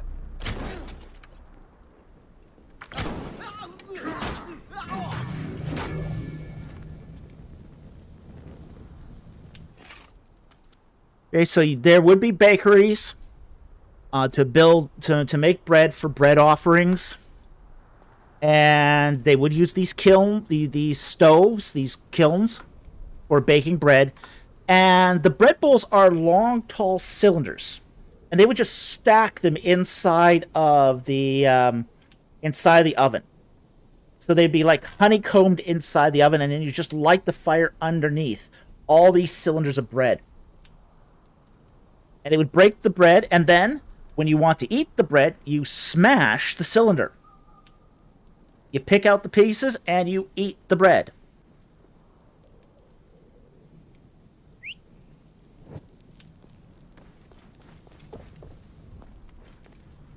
But most temples had a bakery and a slaughterhouse, and this looks like the slaughterhouse. Are you kidding me? Right beside the toilets? Oh, no! No, no, no, no! No! Yes, these are also toilets. What? Yeah, that's weird. This is clearly supposed to be a slaughterhouse for meat. Meat offerings were prepared in the slaughterhouse. But you wouldn't put it right beside the toilets. Even back then.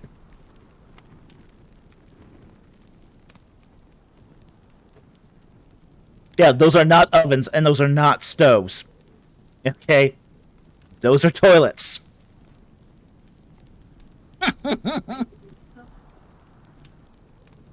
Maybe somebody in the game development confused what was a toilet and what was a stove. Okay. We have to understand that Egyptians didn't have stoves like we do. Okay? They have ovens. This is one of the reasons why a lot of cooking in Egypt is done in what's called a tangine, or tagine, where it's basically a ceramic pot. You cook things through braising and boiling inside a tagine, okay? And you stick those in an oven, and they cook in the oven. They didn't have stovetop cooking. But you can kind of tell that this is not a stove anyway, because there's sticks across the top. Okay? You wouldn't put sticks across the top of a stove. Okay? Okay? This is a toilet. Oof. And being prepared right beside raw food. Lovely. Lovely. Okay. That was great. Fantastic. Educational.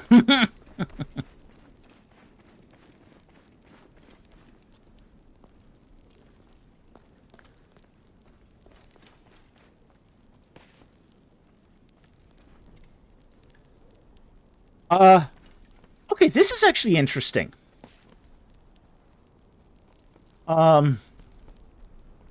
This is a piece of museum stuff that's wrong. Okay? We're going to talk about this because this is interesting because this is something that museums regularly get wrong. Now look at that sort of necklace right there. Okay? It's wrong. And it's badly wrong. Oops, let's come out, back out. That's pectoral, and it's what museums will often call this an aegis. Okay? An aegis is a Greek term that means shield, okay, or pectoral, okay?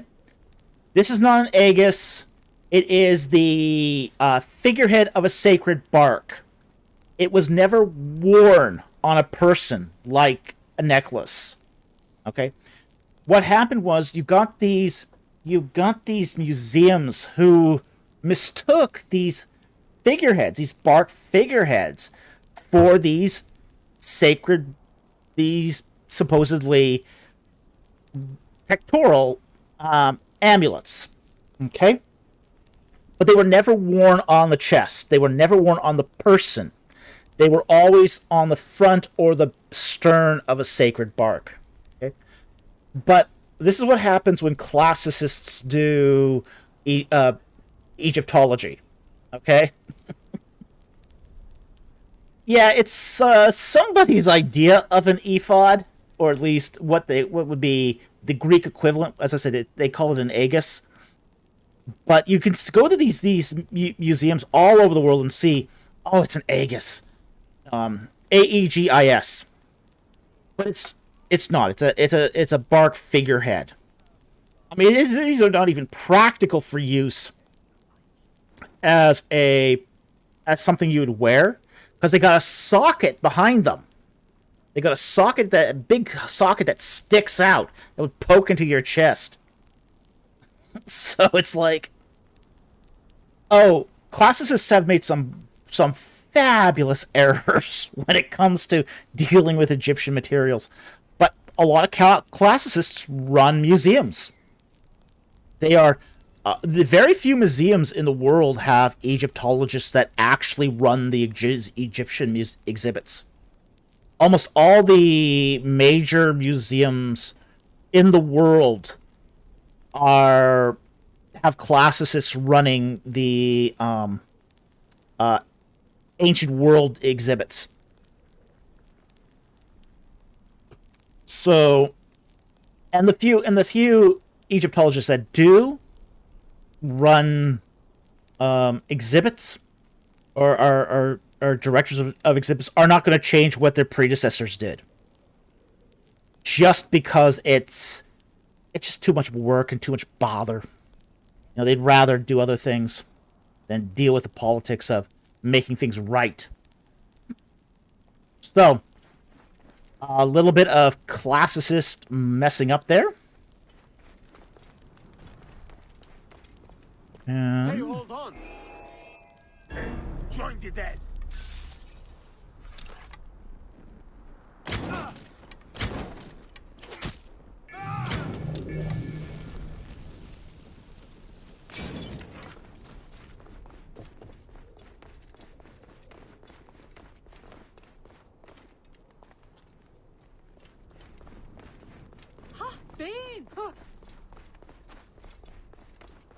Protection from the curse!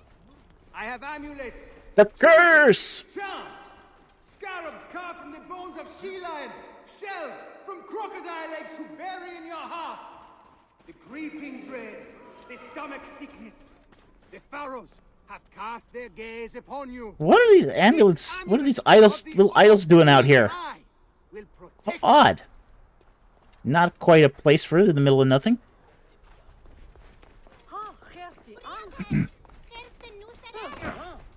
Okay, so I think that covers Deir el-Bahari. I couldn't find that last loot thing, but that's fine. We'll move on. And we only got about 15 minutes here left anyway, so we will try to... Wow, look at that, all that treasure out in the open. Nothing to loot. But... Yeah, nothing to loot but treasure just laying there. Gaius Octavius. So it's basically a classicist cabal, yeah. Mama, best museum of antiquities in Egypt. In Egypt, that's going to be the Gem. The Grand Egyptian Museum. Before the Gem, it was the Egyptian Museum in Cairo. I don't know how much of the exhibits at the Egyptian Museum in Cairo are left. The Egyptian Museum is one of those fascinating institutions. It just sort of outgrew itself.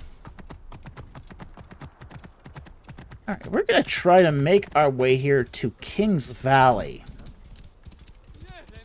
Unless we can get to, like, Kurna. Unless Kurna's still around. The all-seeing eye with the all-seeing eye. What's this supposed to be? Bow before the most beauteous. She is my wife. Have you seen her? For Some sort of shrine to Amun-Re, it looks like. I don't recall seeing this in Egypt.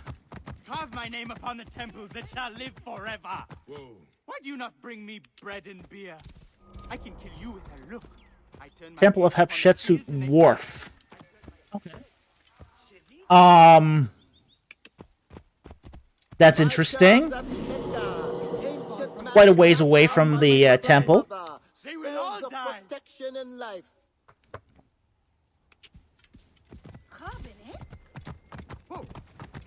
Whoa. This should be Kurna. We should be going through Kurna here. So, there's a lot of royal tombs in this area right here. So this should all be Kurna. Whoa.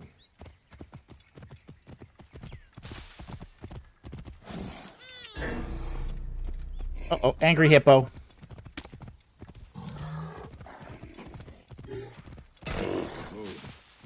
Sorry? Yeah, I'm gonna give him a hippo fight here.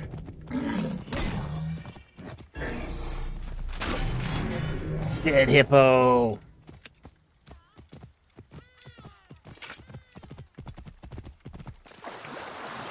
I'm trying to get to King's Valley.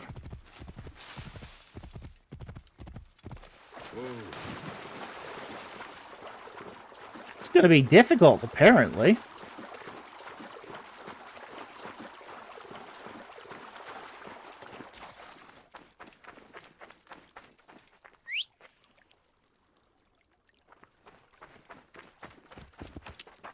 Whoa.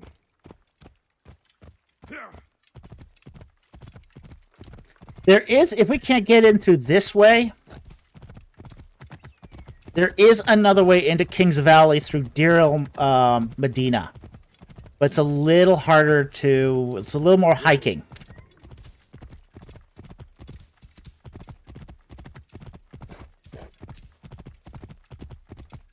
King's Valley runs through a valley here.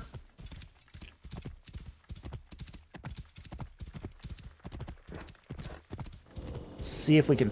Oh, no, no, no! Area not available! Tell me they didn't give us King's Valley.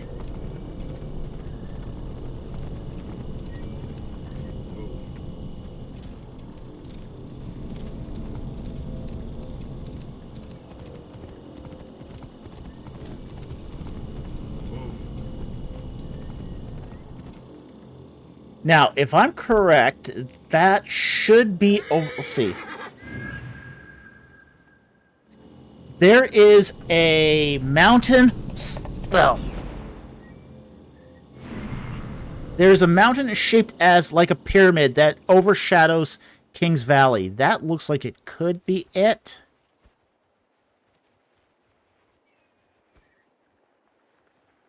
I don't know. Valley of the Kings might not be available.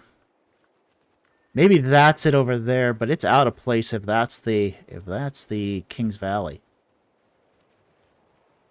Let's try that. Get a little more elevation here.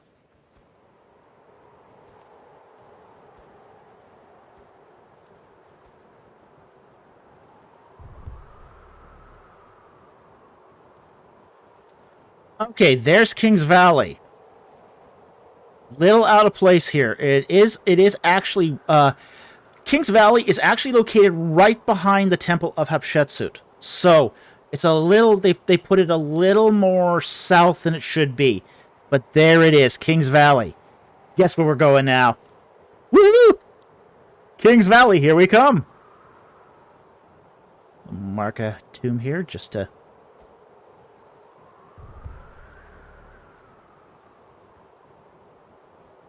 Okay. Valley of the Kings. There it is. Okay.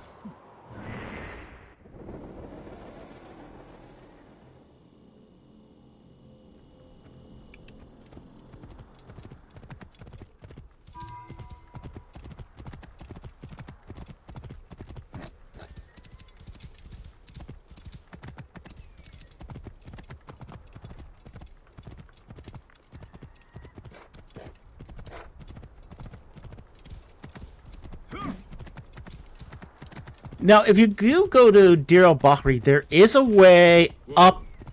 There is a path that does lead to above the top of the cliff over Deir el-Bahari. I do not recommend going up there. Okay? There have been a couple of fatalities of people getting too close to the edge and slipping. It is supposed to be an incredible sight, however. But it is also really, it's not worth your life. And the path itself is pretty treacherous. So, it's one of those do-it-at-your-own-risk kind of deals. And I'm just very risk-averse. Whoa. Where'd that go? My reticle just disappeared. Okay, it's back. Whoa. 500 meters.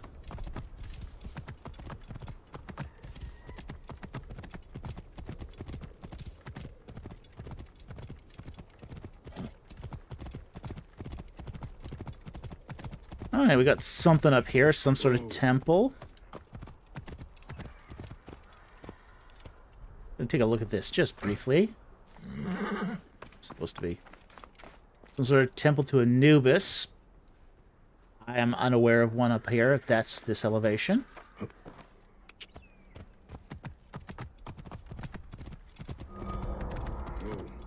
Workers Deir el-Medina! We found Deir el-Medina! Hot dog! Get rid of the, Hot diggity dog! We found Deir el-Medina! Okay, Deir el-Medina is the workmen's village who built the necropolis at King's Valley.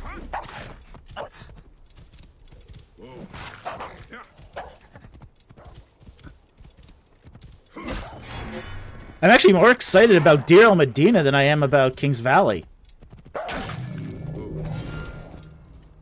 There are cool tombs in Deir el-Medina, and let's see if we can see the workers' village. Okay, these tombs, the pyramid tombs are up top. If we go down,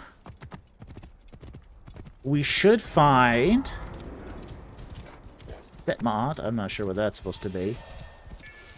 It's one of those more current villages. Whoa. Yeah, so those are the tombs of Deir el-Medina.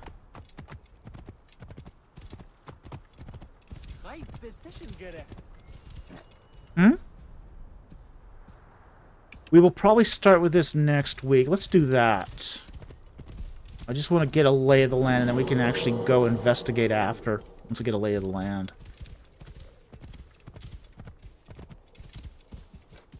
There's King's Valley right there. Definitely not geographically correct, but it'll show us how to get there.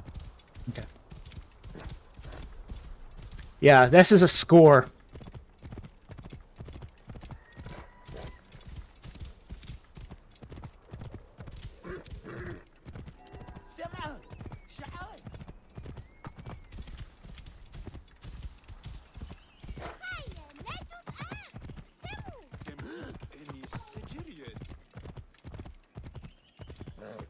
Whoa.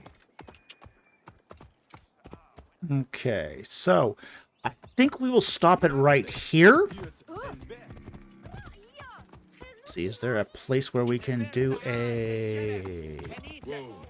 I'm going to check to see if there's a way. Yes, there is. We are going to do a synchronization. I'm going to call it a night here. I'm glad we took 2 weeks for this, though.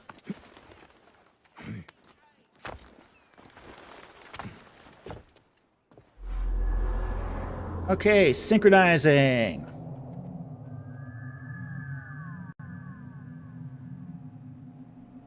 Ah, beautiful. Beautiful Deir el-Medina. Yeah, wow indeed. Yeah, look at that. Deir el-Medina. Awesome. And they still, most of the pyramids are still intact here. Wow, this is fantastic. All right. So with that said, we're going to call it a night here. And want to thank everyone who's joined us tonight. It was a great night. This was great. This was fantastic. Thebes is awesome. Thebes is my favorite city in Egypt. It's got the coolest monuments. It's got the coolest temples. It's got the most history. It's just absolutely fantastic. I just get absolutely excited about Thebes every time I go. And this just brought back some great memories and all sorts of history that we can just chew down into. We got to see Karnak Temple, Luxor Temple, the Ramesseum, Deir el-Bahari, both Hatshepsut's temple and Mentuhotep II's temple. And we even found some Egyptian toilets.